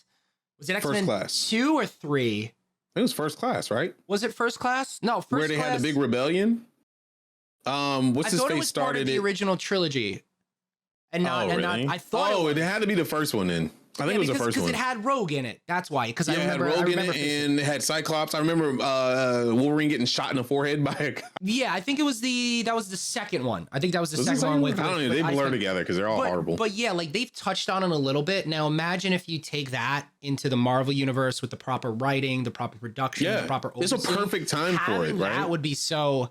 having that would be so cool. Like it's you hear the discussion of what Anthony Mackie's Captain America does at the end of Falcon and Winter Soldier. Now imagine that big discussion with mutants, and that would be really, I feel like that'd be hard hitting, but also very, very well done. And I'm here for it. Yeah, I also wouldn't mind them introducing mutants separate from the MCU's Avengers arc. I wouldn't mind them being separated, but still existing in Earth 616, but being on the other side of things, hearing about stuff happening, but not have to have interaction with everybody immediately, so we can at least get some grounding on characters that we're going to deal with, then introduce them in there. I really hope they go that way, and I hope they do it through a TV series, not a movie. I don't want an X-Men movie. I want a TV series because we already been through this hell. I don't care if Marvel Studios is behind it, though I love you dearly, but you guys are going to probably F up and introduce way too many characters where people can't digest it and kill people off. And I'm just going to be like, all right, Fox is behind the helm again and I'm done. Like, so it's just, I don't want that. No, like, I don't want that. This is, once again, this is a discussion we had a couple of weeks ago where it's like, we're to a point now with Marvel because of the success of every single one of their Disney Plus series, whether it's been the best or it's like, I liked it. Like, we want to see these stories expanded upon. Like, for instance, not Moon Knight, excuse me. Oh my God, Black Knight, excuse me. Kit Harington, Jon Snow. Yeah. I want a series with him and him going into learning his lineage of his past and what that oath means and how it goes crazy and how he's going to tie into Blade and how they're going to kind of be like a Midnight Sun thing. Like, if it's just a straight throw to movie, like if he's a team up in a movie, I'm okay with it. But there's something about that story, and I'm happy what they're doing with Moon Knight, which I know we got to go into at some point today. I want that. There are certain stories that definitely need to be movies, and I understand that. It's phase, it's big money. But there's certain things like that, not throw it into, that's a bad term, but bring it to us in a 6-episode story arc, and granted, you can't do everything in the story arc, and I get it. Story arcs are probably more money than movies at this point. The way they're doing it, man, my God, especially... Yeah, you watch Book that's a lot of money. I mean, it's movie budgets. We know they're getting movie budgets for these. I mean, we've seen the numbers, but I think you're right. I mean, some people you can't introduce through a movie, but it has to be like it has to be introduction and then cameoed, right? So we can't just like leave off of a character for like a year or two and then come back to him. The way they did Spider-Man. The way they did Spider-Man in Civil War is literally perfect. Same thing with Black Panther. Yeah. How they're not thrown in and they're in like the big person in the whole movie the entire time. Yep. It's because Black Panther doesn't need a TV series at this point. I mean, granted, they're getting one essentially. Yeah. With Lupita and her side. Is it the Dori Menage getting their own show? That's what it is, right? Kind of. So Lupita is kind of that agency of women that go around and rescue other women from being slaves and like kids and stuff like that, where they're going to focus on that and what she actually does. Because if you don't know anything about Black Panther, you kind of got thrown into the mix. Like, why the hell was she there? She was like projected queen and what's going on, so you really don't get answers to that. So you're going to get answers, and it's going to be awesome. Also, Dori Menage, like, these women just show up and whip ass. Like, they literally just knock on your door. You don't answer, you're fucked up. Like, you don't know about these women. Who can disarm Bucky in 2 seconds? Like, ooh, you built your arm. So awesome. You talk shit? Man, okay. You forget about that scene real quick, but man, that scene was dope. That scene, his face, oh my God. He accepted defeat. He was just like, okay. Sorry, mom. Like, gotcha. And then the other American agent or whatever you want to call him. The fact that he was like, they don't even have superpowers. Like, he just whipped his ass. So I love it. Like, look at the guy. I want more of that. Like, that needs to be a TV series. Like, I can feel that. So yeah, introducing through cameo, or I don't consider Eternals as a cameo for him because he was a weird character in that. It was weird, man. I felt like he was comic relief. It was almost like you almost have to ask the question, like, if the character is that I wouldn't say he's probably one of those high end actors. You wouldn't consider him like first film indie. He's not like Jacob or nothing. He has to have some kind of role. He's some kind of person somewhere for him to be there. Yeah. But it was just a really weird introduction to him. And you only got that ending part where he's like, oh, I have a secret to tell you. Oh. And I was just like, all right, yeah, no. You can't do this to us. But if Blade comes out first and he's cameoed in there first, I'm not going to be happy. We got to get his story first, then throw him in there. And if Midnight Suns becomes a thing, I'll be even more happy about it, because Midnight Suns is automatically dark shit. So, you got Blade. Blade was Blade PG-13 back in the day, or was it rated R? Had to be PG-13. Blade 1 and 2 were definitely PG-13. None of them were rated R, because I remember seeing them. Yeah, it's definitely. I don't think they were rated R. Okay. Anyway, moving on. I think the edgy PG-13 would probably cut for rated R back in the day. We're getting some pretty edgy PG-13 stuff. Yeah. Netflix.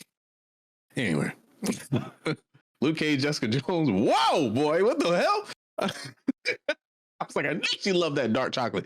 Let's see, where we at? Blade was supposed to come out in October of this year, but that got shifted when they moved everything. What was it, last month or so? And not only that, when they Muhammad shifted was everything. highly sought after in movies and shows and everything, you name it. Yeah, and he started in December his routine for getting into shape and getting into the role and acting, which came off the heels obviously of Eternals, his voice line. So I can't think of something that Kit maybe would be in unless it's Moon Knight next month, at the end of next month. 2 months from now, at the end of March, kind of getting an appearance, because it's that he's universe. In England or some shit, right? Like in this story, he's like in. They're not in New York. They're in, I believe they're in England, Moon Knight. They're not here in the States. Yeah, it's definitely not the States. They're definitely in England, because I was actually really happy to see that, because I'm sick of everything being in New York or San Francisco. I'm gone, or whatever. I'm so happy that they went outside, but I'm pretty sure that stuff took place in England. Yeah, it did. Yeah. It was definitely not in the States, because I remember. Oh yeah, the rooftop scene too. Yeah. Not only that, the class and everyone had British, accents and blah blah blah. Oh so yeah. So they, I didn't even think of that. Yeah, Kit Harington. They're in the British Museum of something. I forget her. And Moon Knight takes place somewhere in the UK. He eventually travels. Yeah, he eventually goes to his uncle's house. That's where he is at the end of the movie. I don't know if that's in England or Scotland or whatever. He kept his original accent. So all that stuff. And most people around him were speaking had accents. So that's good. I'm glad we're getting some variety in areas where we're going to be at, because everything happens in New York. It's just funny. It's just like these aliens are like, Times Square. That's where I want to go. It's where all the other attacks went. So it's weird. Video game Solo Leveling, Tower of God, 7 Deadly Sins on the way. Saw 7 Deadly Sins looks fantastic, but it's a Genshin Impact clone, so keep that in mind. It's gonna be a gacha system involved, but those games are freaking awesome, dude. Genshin Impact is very successful. Let me tell you, money is money, and money. So all the money in gaming is, you think it's in PlayStation 5 and Xbox Series X and all that stuff. No, it's in mobile. That's where everything sells. People spend money on mobile all the time. Their credit cards get swiped more than probably swipe your butt when you use the bathroom. It's ridiculous how much money mobile makes. Because it's small increments, right? You look at this, you're like, oh, it's $10 for a battle pass for a whole month, daily get gotcha points. Great. Next thing you know, you're like, oh, they got a special deal going on. That's limited time. It's only $4.99. That's great. And you're not looking at how this stuff adds up monthly. So gotcha games are the new future. With that, it's made by Netmarble, so they have a pretty good success run, and it is going to be on all platforms.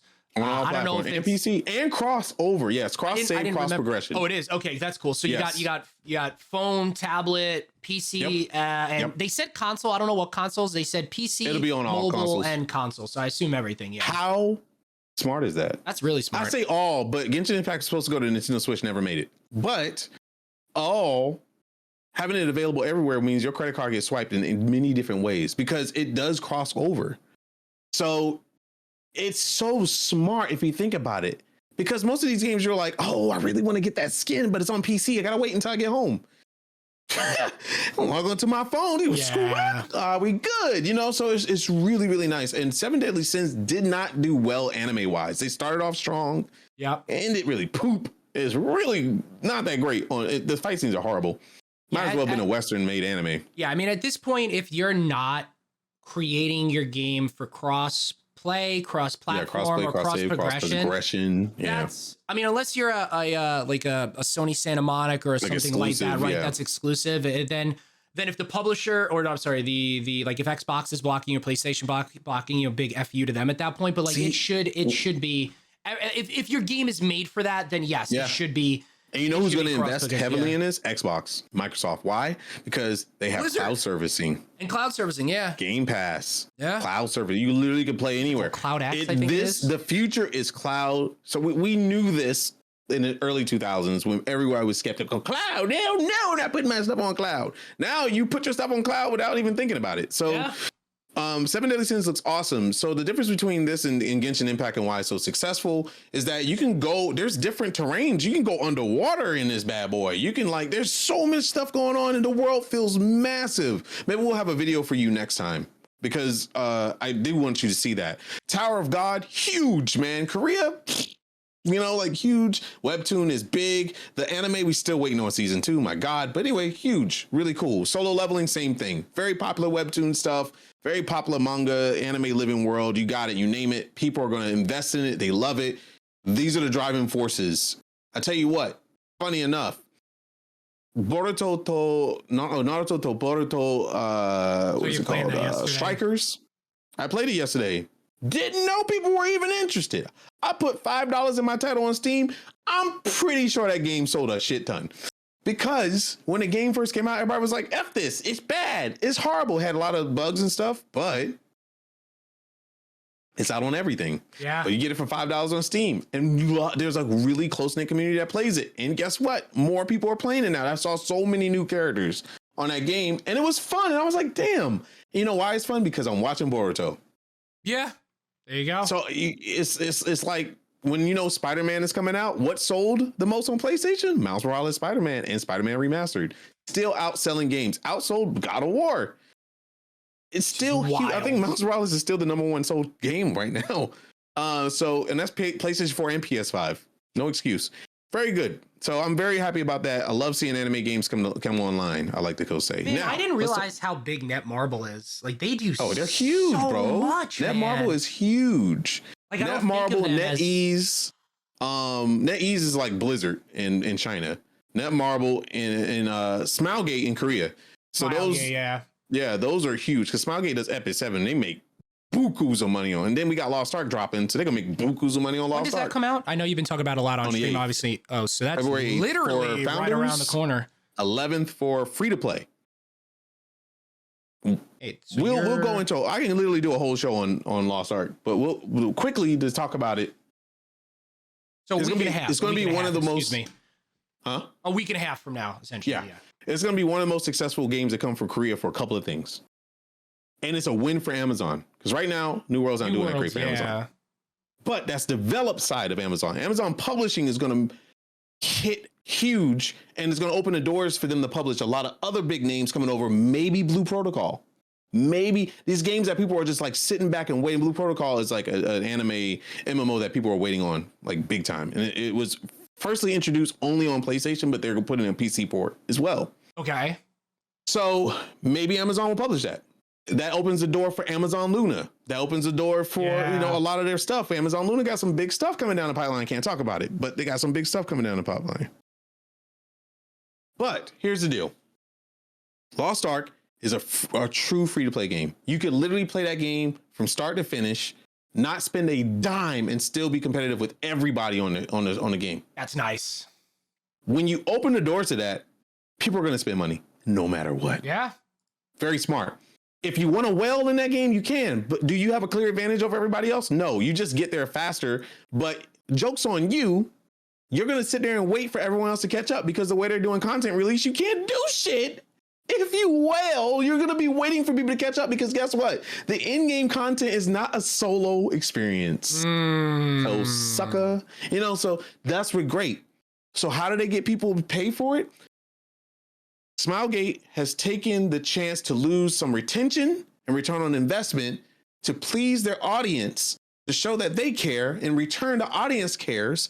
So funny enough, in Korea, that game got turned around. He's the Jaeum is the Yoshida who does Final Fantasy, who had a some bad start and ended up being godlike. He's a Korean Yoshida at the end of the day. Wow. Korea like the fans of Korea did a crowdfunding of $20,000 roughly.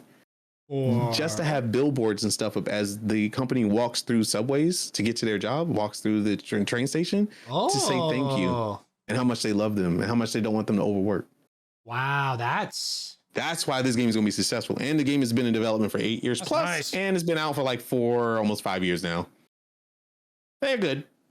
So that's why they're going to be great, and it's going to be a win for Amazon because then it'll take the pressure off New World to go back and do stuff. Anyway, yes, we can talk about that some other time.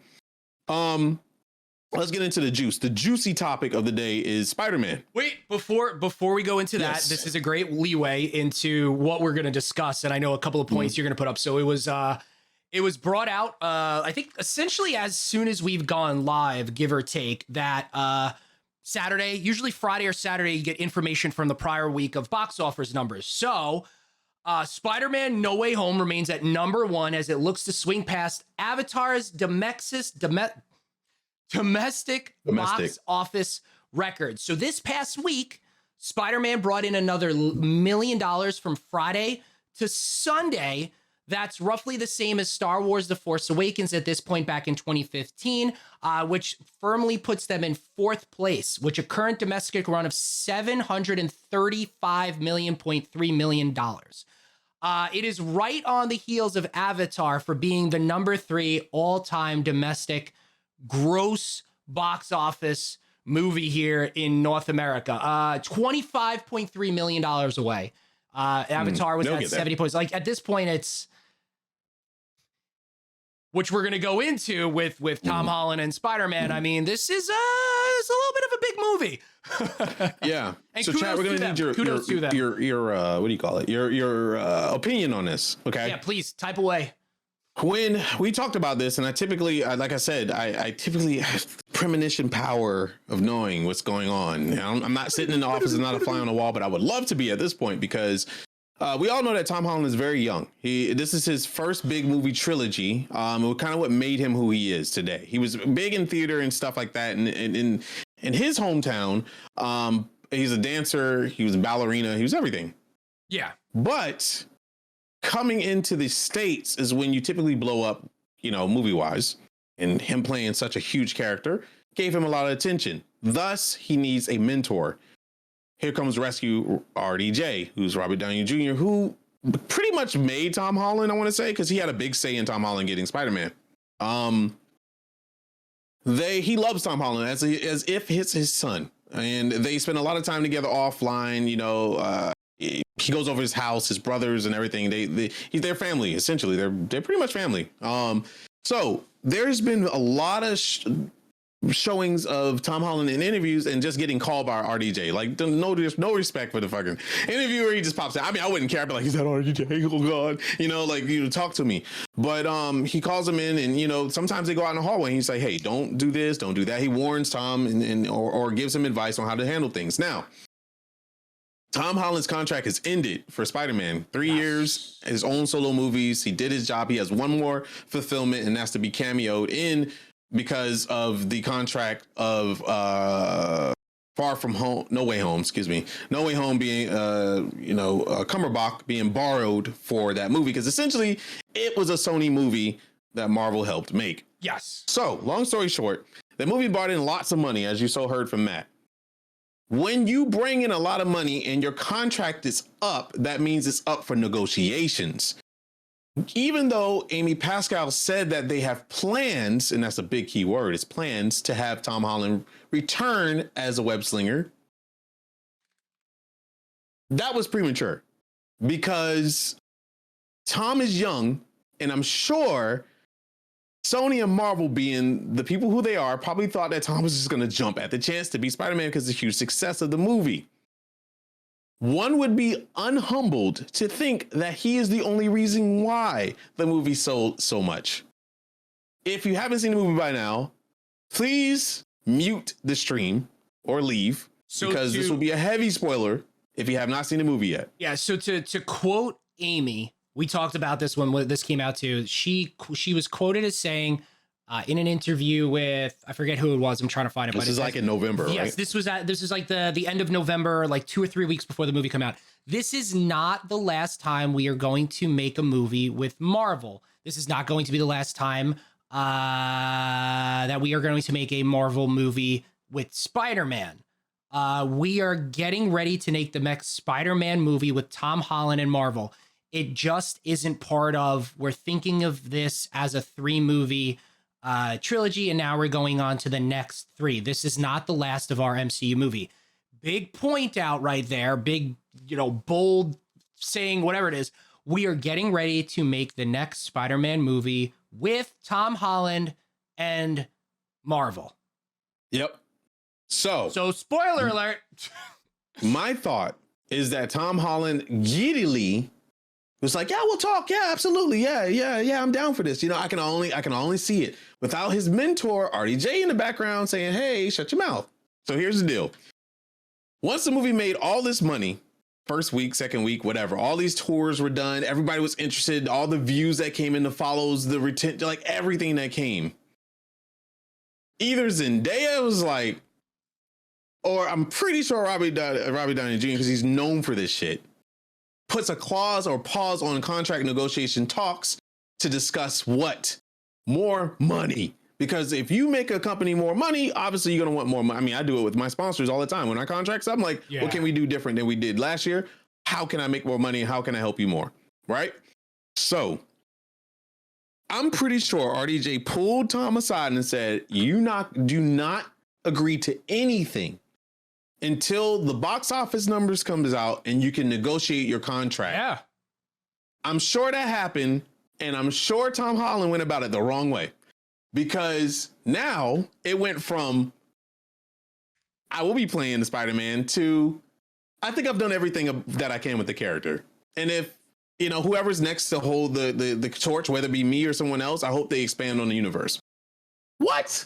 We were just confidently saying you were going to be in Spider-Man. Now you're saying you don't know. In every interview, it gets less and less promising.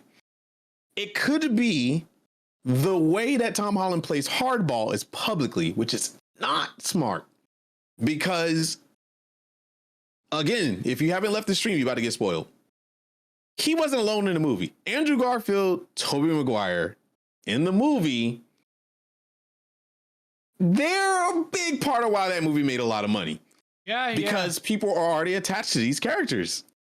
And Andrew Garfield never got his justice, so he has his fan base that loves him. Tobey Maguire has the older fan base that love him. Tom Holland's in the middle of it all. He's like the thread that pulls both pieces together. Tom Holland was not trending on Twitter. It was Andrew Garfield trending on Twitter. Yeah, he was. They want him to give justice because they fell in love. AM3, Amazing Spider-Man 3. Yep. Yeah, they fell in love with Andrew Garfield all over again. Why? Because that scene that I found out was a collaboration between Zendaya and Andrew. That's so cool. Anyway, that scene. I love actors and actresses taking on their roles and going with it and going off script. And 99% of the time it's better than what's there, or it's like Iron Man wasn't there and they're like, yep, that's it. We're going with it. Yeah. So Andrew admitted that Zendaya had a lot to do with that whole scene and everything was going on. So anyway, that scene was so powerful because the people that love Andrew Garfield got closure in that scene. So Andrew Garfield got his wish. Marvel is in talks with him, or Sony/Marvel, but mostly Sony, is in talks with Andrew Garfield to continue his movie, which more than likely will happen. You never know which future may bring. On that side note, Mr. Grumpy Man himself, old school Tobey Maguire, is now interested in doing more Spider-Man and has said live on interviews he is not done with the character. So where is this coming from? So to let you know, what was it?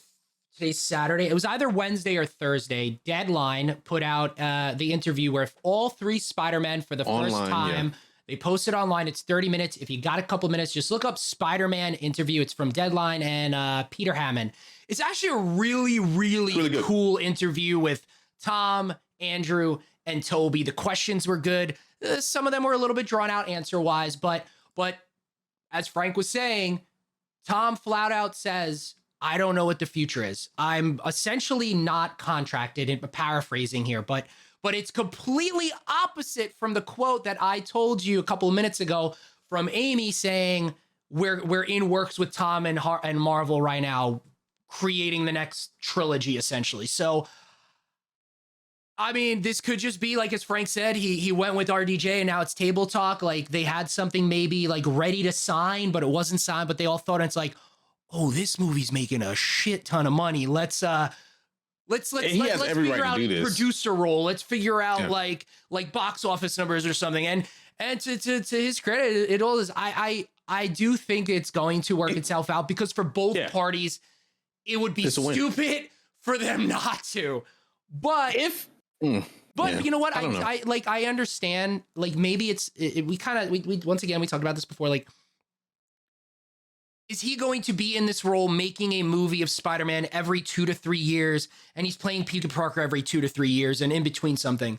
Maybe not. Like he said, he doesn't want to be 30 doing this or 35 doing this as Spider-Man, but maybe he says that. It's but just going to be the little bit of things here and there, but because they're not like they can't reboot Spider-Man again. Like that's. I mean, Tobey Maguire said he'd never be a Spider-Man again, and here he is interested in being. Money talks, bro. Yeah, no money. Money talks.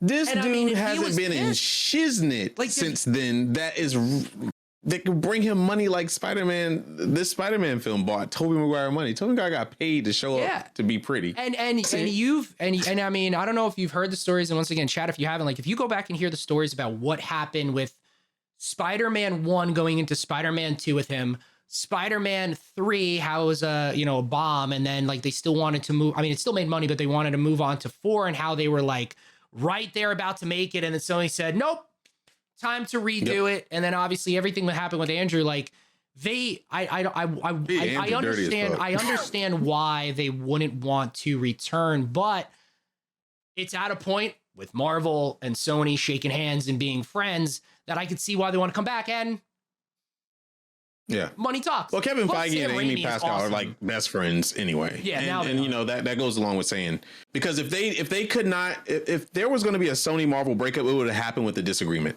It would have happened right then and there. It wouldn't have gone farther than that.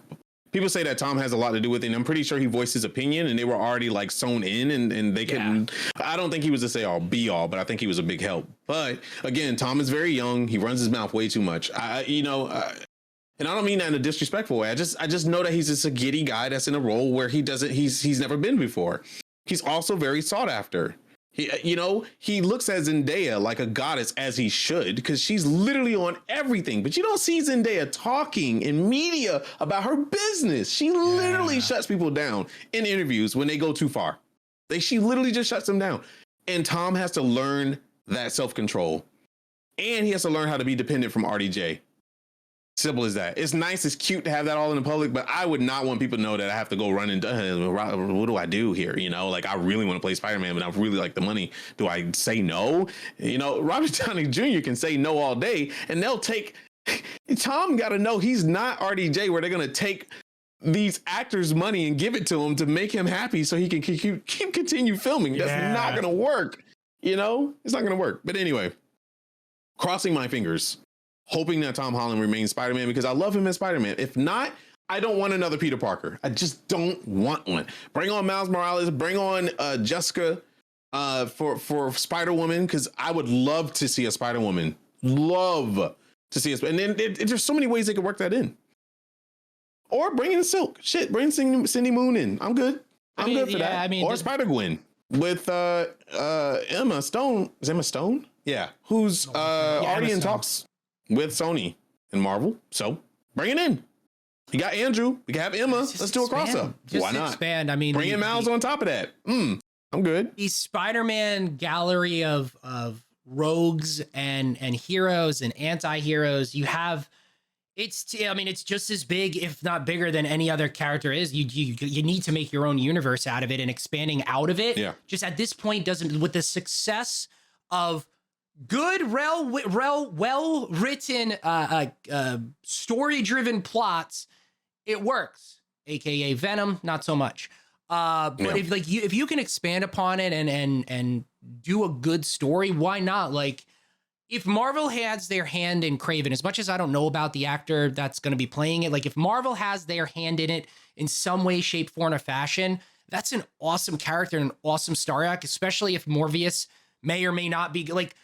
There's obviously still a lot of may and may nots because of Sony, but if Marvel does have their hand in it and they're working with them in tandem, there's a lot of cool things that you could do. It's like seeing Jared Leto, seeing Morbius and Mashallah Ali's Blade with Kit Harington's dark Black Knight character with Oscar Isaac's Moon Knight. Like that's an insane cast. Yeah. That's You're already talking about Ghost Rider, so it's right there. Oh, did you wait. Did you hear the new rumor? What? Don't say Jack Nicholson. Not Jack Nicholson, but what's his face? Multiverse of Madness. Nicolas Cage. Yeah, don't. Yeah, I hope to God not. I really do. Man. I'm sorry. It's not that I don't like Nicolas Cage, but stick to Treasure, whatever the fuck that movie National was. Treasure. I like that movie. That was actually good. Yeah. I actually like it. And Gone in 60 Seconds was good. But other than that, Face Off. Other than that, no, thank you. Yeah, just stay your asses over there. The next thing you know, to be bringing Ben Affleck back as damn Daredevil. Anyway, don't want it in my life. Let's just leave that one alone. Hopefully not. Anyway, so yeah, negotiations. What do you think, man? I mean, would you side with Tom Holland, say that he's a good enough Spider-Man to give him some more money? I would. I mean, get the kid money, man. He made enough. They're not going to stop the Spider-Man universe. It's just too much money. I can see the investors up at Disney like, excuse me, we're not stopping Spider-Man. Tom Holland can leave. We have two backups. I'm thinking going into that talk with Amy, they didn't think that the two others wanted to be a part of Spider-Verse still. When they heard that, they were like, "Oh, really? Ooh, these numbers are looking kind of steep, Tom. Yeah, we know about this. You know, we have to talk. Okay, like, Andrew, would you do this for less money? Hell yeah. Okay, great. Man, just won didn't he win an Oscar, Grammy, Emmy, or some shit? I don't know. Anyway." So Andrew's on an all-time high with that movie he just made. He's winning awards left and right, and highly sought after as well. So good on him. I think Andrew deserves it. Andrew's a good guy, man. He's a good guy. Very humble dude. I hope they work something out because it's. I want Andrew to be Spider-Man for Sony universe. Yeah, I think that's Tom Hardy. That's a great point right there. Yeah, because they already got these weird ass characters, right? I mean, like you can't get weirder than Electro. So I'm like, if you look at the Venom films, right? Mm-hmm. Like everything points to the Amazing Spider-Man universe with Andrew Garfield, whether it's the Oscorp, the Daily Bugle, the Black Cat, like everything. Oh yeah, they literally show the Rhino outfit and everything. Right? Yeah. Like everything points to it. So if this is the way that sets up expanding the multiverse, that's wasn't his best friend? Isn't Harry Osborn? Isn't Harry Osborn in? He's locked up, isn't he? Harry Osborn at the end of Amazing Spider-Man 2 is locked up. Yeah. Yeah. I feel like they mentioned him in Venom, like something about Oscorp. But anyway, can't remember top of my head because I really didn't like the movies. But yeah, that whole universe is right there. That. Yeah, I actually don't remember the Venom movie. Even Spider-Gwen is there because, man, just imagine the interaction between Andrew Garfield and her after everything's happened in Spider-Man, like the recent Spider-Man, him seeing her and being like, and she's like, it's about to get a whole lot weirder type situation, you know? Yeah. And the multiverse thing, as much he learns about the multiverse is perfect. I mean, he already knows about the multiverse. Yeah, and I can just see him crying and shit. And like, because he lost her, he was redeemed, and now he gets her back, and now he has to like, and then he finds out, hey, she got spider powers. Like, this is so good. I'd be all for it. But anyway, like we were so worried about those two things specifically, the with great power scene, and that scene. Like we all knew it was coming, both of them, right? Yeah, and like we're like, oh, please don't be corny, please don't be corny. But they did it so good and so right. We want to see more of it, and Yeah, I mean the back. Not only that, the interactions between Spider-Man were so good. Oh, yeah. Like, I was super worried about it, but man, they memed the freak out of it. It was such a good collaboration between the three of them. I heard a lot of it was ad-libbed. Yes, I heard the mean scene. You guys, the I love you guys scene, that was him. Yep. Yeah, and the 1, 2, and 3, I think also was all them too. Like, that's so cool. Yeah. Yep. I gotta go see the movie again. I honestly really do. I'm trying to wait. Well, when is it? I mean, we could go on, but when does it come out? Spider-Man: No Way Home on. I think they're gonna do a re-showing type thing again with it, because they were rumoring that it's because they're trying to get that thing to be an Oscar or something. So they're probably gonna do a re-showing. You know, like see it again with IMAX. You know, type thing. I think they're gonna do that stuff. Like they normally do. I think they did it with Endgame and Infinity Wars. They did like the see it again in IMAX, like another month. Like we had to wait forever for that shit to come out. You know, on Blu-ray DVD. Will be available to purchase on digital video store Voodoo, as announced that Spider-Man: No Way Home will be available for purchase. Now, obviously, this could always change and whatnot on February 28th. So we're about a month away. That's actually like right around the corner. I want to see the movie again, though. The case. I want to see the movie it experience of Spider-Man is great. If you can safely go to the movies, especially since it's a cool down right now, like a lot of people already seen it, go see it in the movie theater. It's one of those movies where you want to see it, and even if you have seen it already multiple times, because there's so much there. There's so much. Anyway, this is so good. Moon Knight. If you haven't watched the trailer yet, please go watch it. I'm not watching multiple trailers of Moon Knight. I'm good. I don't need to see the whole show before it comes out. Moon Knight is scheduled for February, right? March 30th. We're still 2 months away. Like it's after the Book of Boba Fett, which, correct me if I'm wrong, Frank or chat. I think next week is the last episode, right? Because I don't know if it's 6 or 7. We just got off of episode 5, so either next week. How long was Mandalorian? That was long as hell. Well, that had more than 6 episodes. 2 seasons. But each one had more than 6 episodes. I know. Yeah, that was long. I know. Marvel is strict with 6 episodes, with the exception of the cartoon, which is 9.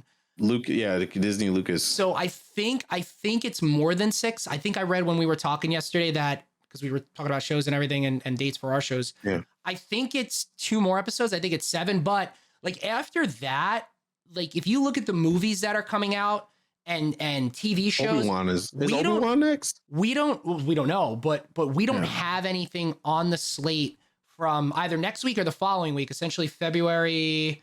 Oh yeah, February is Uncharted. February 9th. We won't have anything until Batman comes out in theaters, and then again, when is Batman?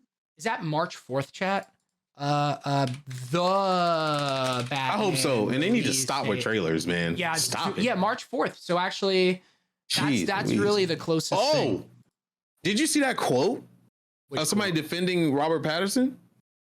I think it's the director. They said Matt Reeves. He said he's sick and tired. He's speaking out now because he was quiet for a long time. He said he's sick and tired of people looking at Robert Pattinson as not a good Batman. He says, I, for one, say that when you look at Robert Pattinson, you're probably only thinking Twilight, but this Robert Pattinson you see now, that you're going to see, is going to show you a whole different side. That's what he says. And he's like defending him. And I was like, damn, that's a lot for a director to come out and say, because most directors are just off bars. They're quiet, you know, and they're told to not say anything. Yeah. But they said that Robert Pattinson took this role under his arm, super serious mode. The Batman's Matt Reeves shrugs off Robert Pattinson's casting backlash. There has been no actor, when his announcement that he was going to be playing Batman in one of the feature films was announced, that has not received backlash. That's pretty freaking true. The people who were excited, I knew I was, because when they knew Robert's work post Twilight, the people who weren't excited, I know it was because they didn't know Rob's work past Twilight. Yeah. Yes. Yeah, I think there was a specific movie that he states, like, prior to him being signed, where it's like it shows his acting chops, and I'm one of them. I haven't seen or known anything outside of Harry Potter and Twilight. Yeah, exactly. I don't know anything outside of it, so I can't. And he's essentially grown. Edward is a grown-up Harry Potter character. Yeah, sure. It really is. Right. There's no difference there. So I'm excited because we haven't had a good Batman. Anyway, we haven't had a good Batman. I know people are arguing with me about Ben Affleck. I can argue back, but we just haven't had that Batman movie. Oh yeah, that's what it was. That's Dark what Knight. it was. His role in Christopher Nolan's Tenant, whatever the hell it's called, was pretty good. The Devil All the Time was a role that I haven't seen it, but that was quoted as like he's fantastic in it. That's what so those are the two. Yeah. Those are the two. I think he knows how important this is for not only for like the character, but for his career. Yeah. You know, when you take on these major roles as these major character IPs, you're putting your career at risk, honestly. Like, oh yeah, people will hate you. You know, you're never going to win. Directors too. You're either going to play the character really well and people hate you, or you're going to play the character really badly and people hate you. And it goes to show, like Game of Thrones, Joffrey, that guy stopped acting because he had psychiatry, he had to get a shrink and everything because he was just not mentally prepared for the backlash of playing the character so well that people hated him. Yeah. You know, and also the kid from Harry Potter I remember he used to go to school, public school, while he was filming. He said he can't even go to school because people hate him. Emma Watson too, with college and everything. I mean, she's been more of out of the limelight and out of she's out of the scene. Everything. Last time I seen her was she was at a horse race in front of Tom Holland. And Tom Holland was freaking out that Emma Stone was there. Not Emma Stone, but Emma Watson was there. It's funny. Yeah. It's so funny how it works. It's just seeing stars, fangirl over other stars is hilarious. But she was there with her husband, fiance. He looks old. Oh yeah. It's to be her dad. Maybe older wild, brother. Man. It's yeah. We're in a nice age of everything right now. We are, and you know the interesting is we're closer to actors, directors than we've ever been. We are having interviews with these people. There's times where you never would ever have an interview. It would be magazine. Remember, it was always magazine, or it was like the magazine. And what was that? Like ET and like ET, like the red carpet events. Only during awards. That was it. Because during filming and stuff, nobody would interview. It's just people are going on tour now, world tours, and doing these game shows, and just like everything is so different. People are so close now. People that you idolize are close. Hell, me talking to you right now is we're accessible. You know, seriously. I was talking to Snyder, and I talked to Snyder myself, the other Snyder. You know, Scott and Zach. I talked to Zack Snyder. I had a conversation about video games with him. That's so cool. Never in my life would I thought I ever do that. Like, I was watching these man's films growing up. Like, here I am, talking to these people. Yep. I talked to Rufio. Oh, like, Rufio's what the hell? Good. Yeah, I talked to him. We were chilling. We were hanging. Movie, dude. Hook is bro. One of those he always movies. He told me he follows me on Twitter, and he tells me to hit him up when I want to hang out. Like, what the? God, so I would love to have a conversation amazing with him. to be so awesome in this world. He has a TikTok. He does like this whole TikTok trend that he does. Not 10, but like he created. It's like he has a bunch of envelopes. He's like, what do they call it? Like friends, you get payment for them like 30 years later. Not royalties, but it's like you're on a show, it gets canceled or whatever, and they're still on. You're still getting money for them. Extra. What does that mean? It kind of works like royalties. But it's like it's like a grab bag. He pulls up there. Let's see and open up one of these today. What I'm making from this show that I was on or movie I was on back in the day. It was actually really cool. He's cool. Such like one of those guys. Like as you can obviously attest to, see it's. You can walk up to him and have a conversation with him. Like he's lived everything. He's whether it's dance, whether it's acting, obviously like he does everything. Again, it's so cool. He's Filipino. Yeah, that's everything. I swear, they're born singing. They can sing, they can act, they can dance, they can do everything. It's awesome. But anyway, and then that goes with saying like the respect that he has and he's had for such a long time is amazing. Yeah, I mean, you would never have actors accessible to shows like us, to media like us before. I mean, and now look at Spider-Man: No Way Home. Don't be surprised if Tom Holland might end up on our show. You had a premiere that got sold out in a theater, or they like gave it away. I forget what it was in LA and New York and everything. and he appeared and sat down and did a whole bit like you don't took pictures, you selfies. don't have that like you think of that 20 years ago, like that was never a thing. Not even that. So you can go on his Instagram and possibly get a hi from him live. Like, what world is this? You know? So it's like, guys, enjoy it while we have it. Like the accessibility is great. And you know, I'm going to leave you with this lasting thought because we have to get out of here soon. Be kind to one another. Yeah. Like, even if it's an actor that you can't stand them not because of the person. I mean, maybe some people out there are dumb, but most cases you don't stand them for the person they are. You just stand for the role they played, you know? So it's like, I don't want this. I want it to be even more accessible. I will tell you this, and I'm happy to say this. The interviews that we've had with these people on, like, those were out of the goodness of their heart. They came on the show because they enjoy comics and they wanted to speak to you guys. That's huge, man. That's huge. So, make sure you guys, you know, thank your medias. You don't have to thank us, but thank your medias and stuff that's available, you know, and bring all these characters that you love to life and like right in front of you. Crazy, man. Never thought I'd be sitting there watching, you know, somebody I enjoyed their movie that's making billions of dollars, you know, worldwide, just sitting there not knowing how to live stream because he's untapped. Yeah. It's awesome. You know, but anyway, I'm very excited for the future, for us, for the show, whether it's independently or together. There's a lot of cool things going on. You got a lot of stuff there. We've had some great conversations about this show and a lot of things we talked about today. You know, we're going to be implementing, whether it's, you know,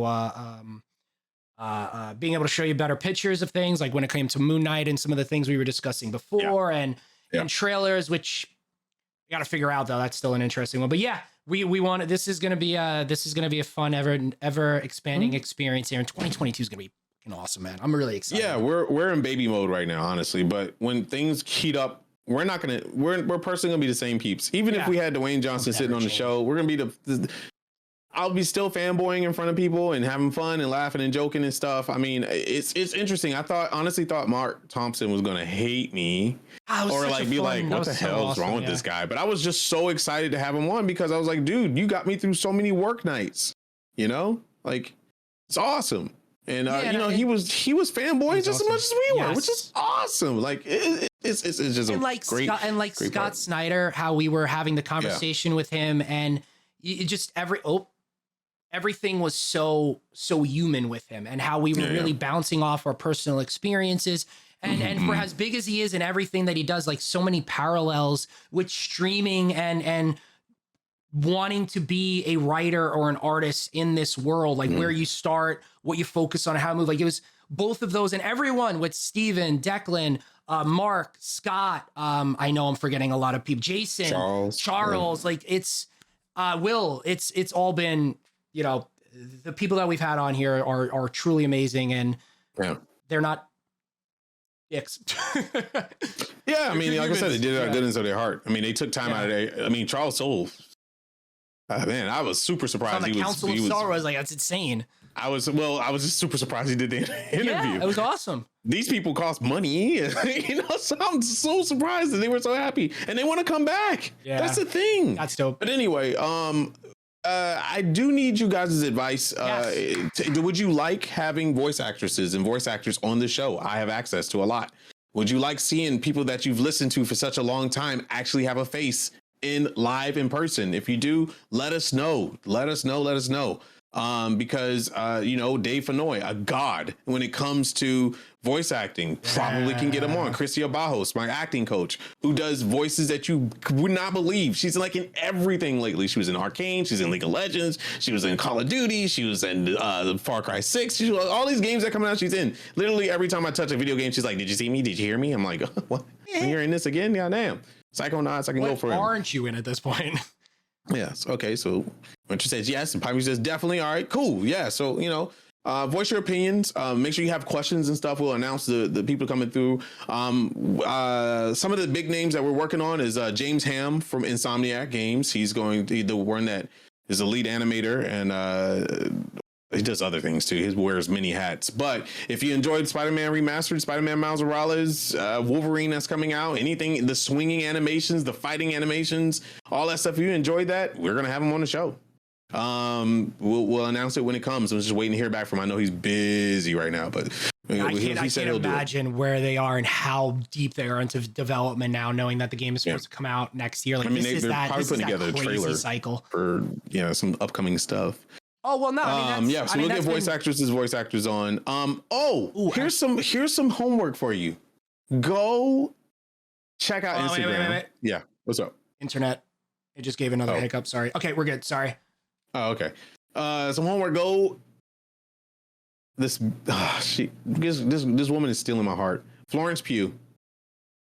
She is live streaming a lot now because she has a lot of free time on her hands. Awesome. And she's doing Instagram cooking shows. The most wholesome shit ever. So apparently Florence Pugh can cook more than macaroni. So definitely go check it out. It's so adorable. She's so adorable. I'd love to get her on here too. That's another conversation. One. She's dancing. She's like having fun. Definitely go check it out. It's man, if I could get her on the show, I don't think I could be here. I don't think I could be here. It's like her, Haley Steinfeld. Nope, couldn't do it. I'd just be there like. And you know what? Here's the thing. Like we say, like if you, there's no reason for them not to be on here. Like if you look at where they are now, and especially if you go through, like, I'm on a big TikTok recently, like Instagram, there are so many people that do that what we do, and they get these people on and have conversations with them. How do we get them? That's still a work in progress. Off the record. His full-time job is a streamer. I'm streaming. I still consider it full-time, but I'm doing things outside to take care of my family because streaming's fun, as people know. But like it's hard to figure out where to connect with these people to get them on. But actually you brought up something good. So for those of you who don't know, I don't know if they're going to announce it soon, but next Friday, if it is true, our episode next week may be really fun. That's when it's rumored to be the next Sony State of Play, wink, wink, smile, smile. Go ahead.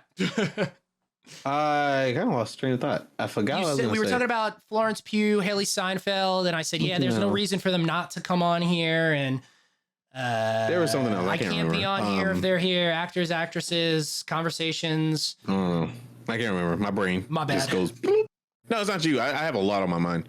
But yeah, you never know, guys. Just keep supporting the channel, spread the rumors, follow the Twitter, join the YouTube, join the TikTok, anything, the comic show. Just get involved. We need to have something where we can put it in chat, like exclamation mark comic show. We need to do that. Just have all the links. Follow all those links because things are gonna blow up this year because we're just in baby mode right now. Yeah, I forgot what I was gonna say with that, but anyway, it doesn't matter. It probably wasn't important. Was it had to do with homework? No, I already said Florence Pugh thing. Check it out. But there were some other things. But anyway, there you go. I can't remember.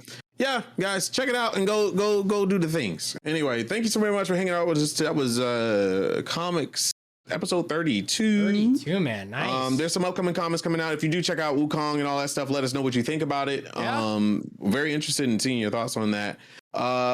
Shows coming up. Got Boba Fett stuff. I need to watch it. I only watch one episode. Just so much stuff coming out. Oh, there's a Korean. This is not what I was thinking about, but there's a Korean zombie high school show that came out on the 28th. Go watch it. It's on Netflix. You'll know it when you see it. I forgot the name of it, but we're gonna watch that and we'll talk about it because Korea does zombie movies really well. We could take notes. Definitely go see it. And they also mentioned Train to Busan and it's kind of funny. But definitely go watch that. All of Us Are Dead. Yeah, probably. That's probably what the hell? Yeah, it looks great. Check out the trailer. Wild. It looks great. Yeah, it looks real good. The trailer is really nice. It's a Korean high school zombie movie, which is really, really cool. Indie comic books you should be paying attention to. Go read Solo Leveling, Tower of God. Yes. Go check out Webtoons. Check out the new Batman Webtoons thing. Let me know what you think about that as well. Yeah. I have a friend that's voicing one of the audio things for that, and she's doing Robin or something like that. Continue watching. It's not really. Peacemaker, that's the show. Yeah, Peacemaker is another one. I need to watch that. I'm waiting for that to kind of do his thing and then go back and watch it. But yeah, do that. Anyway, guys, have a good day. Thank you so much for being here. Be safe. I am Technique. You can follow me at twitch.tv/Technique, twitter.com/TechniqueTV. Technique with no U, no E, just a Q. Matt. Yeah, my name's Nighthawk Plays. Matt, as you can see right here, NIGHTHAWK Nighthawk, please spell with the Z. Whether it's from TikTok to Twitch over here, Facebook, Instagram, I'm lucky enough to have it all across the board. Stream daily, Frank as well too. You're streaming tonight, right? You got a couple of things around on deck? 7 o'clock. I have a show to do in between. I'll be on Table Story acting as what is it, Warhammer 40k. I'm acting as Takal Asinius, who is a sniper from the penal world, if you know anything about Warhammer 40k. And it's a very different role for me, so check that out. And it's on Table Story, but I will be on live at twitch.tv/technique at 7 o'clock p.m. tonight, probably playing some Pokemon, because that game is godlike. It's so fun. You're having fun. I haven't started it yet because yesterday I had internet issues. You're enjoying it? I've been screaming like a that game is scary. All right, I'm excited to jump into scary. it. I was so scared. I was so afraid of Pokemon. I was like, right, who's afraid of Pokemon? And then I saw them. Oh God! What the frick? These things are this big. Like you get a real idea of scale with Pokemon. Oh, that's cool. That's cool. Yeah, open world, Breath of the Wild Pokemon. Bye. Wear your mask. Be safe. And see you next week for a shorter show than normal. Maybe. If not, we'll see you the following week. We'll just keep a attention on the Twitters and Follow stuff. Our Twitters, smile, and we will see you next week. I'm sorry, we will see you next week, but a shorter show, and then the following week, we will take a week off because I got things, and so does he. So bye. I'm too special. My name's Tell your friends.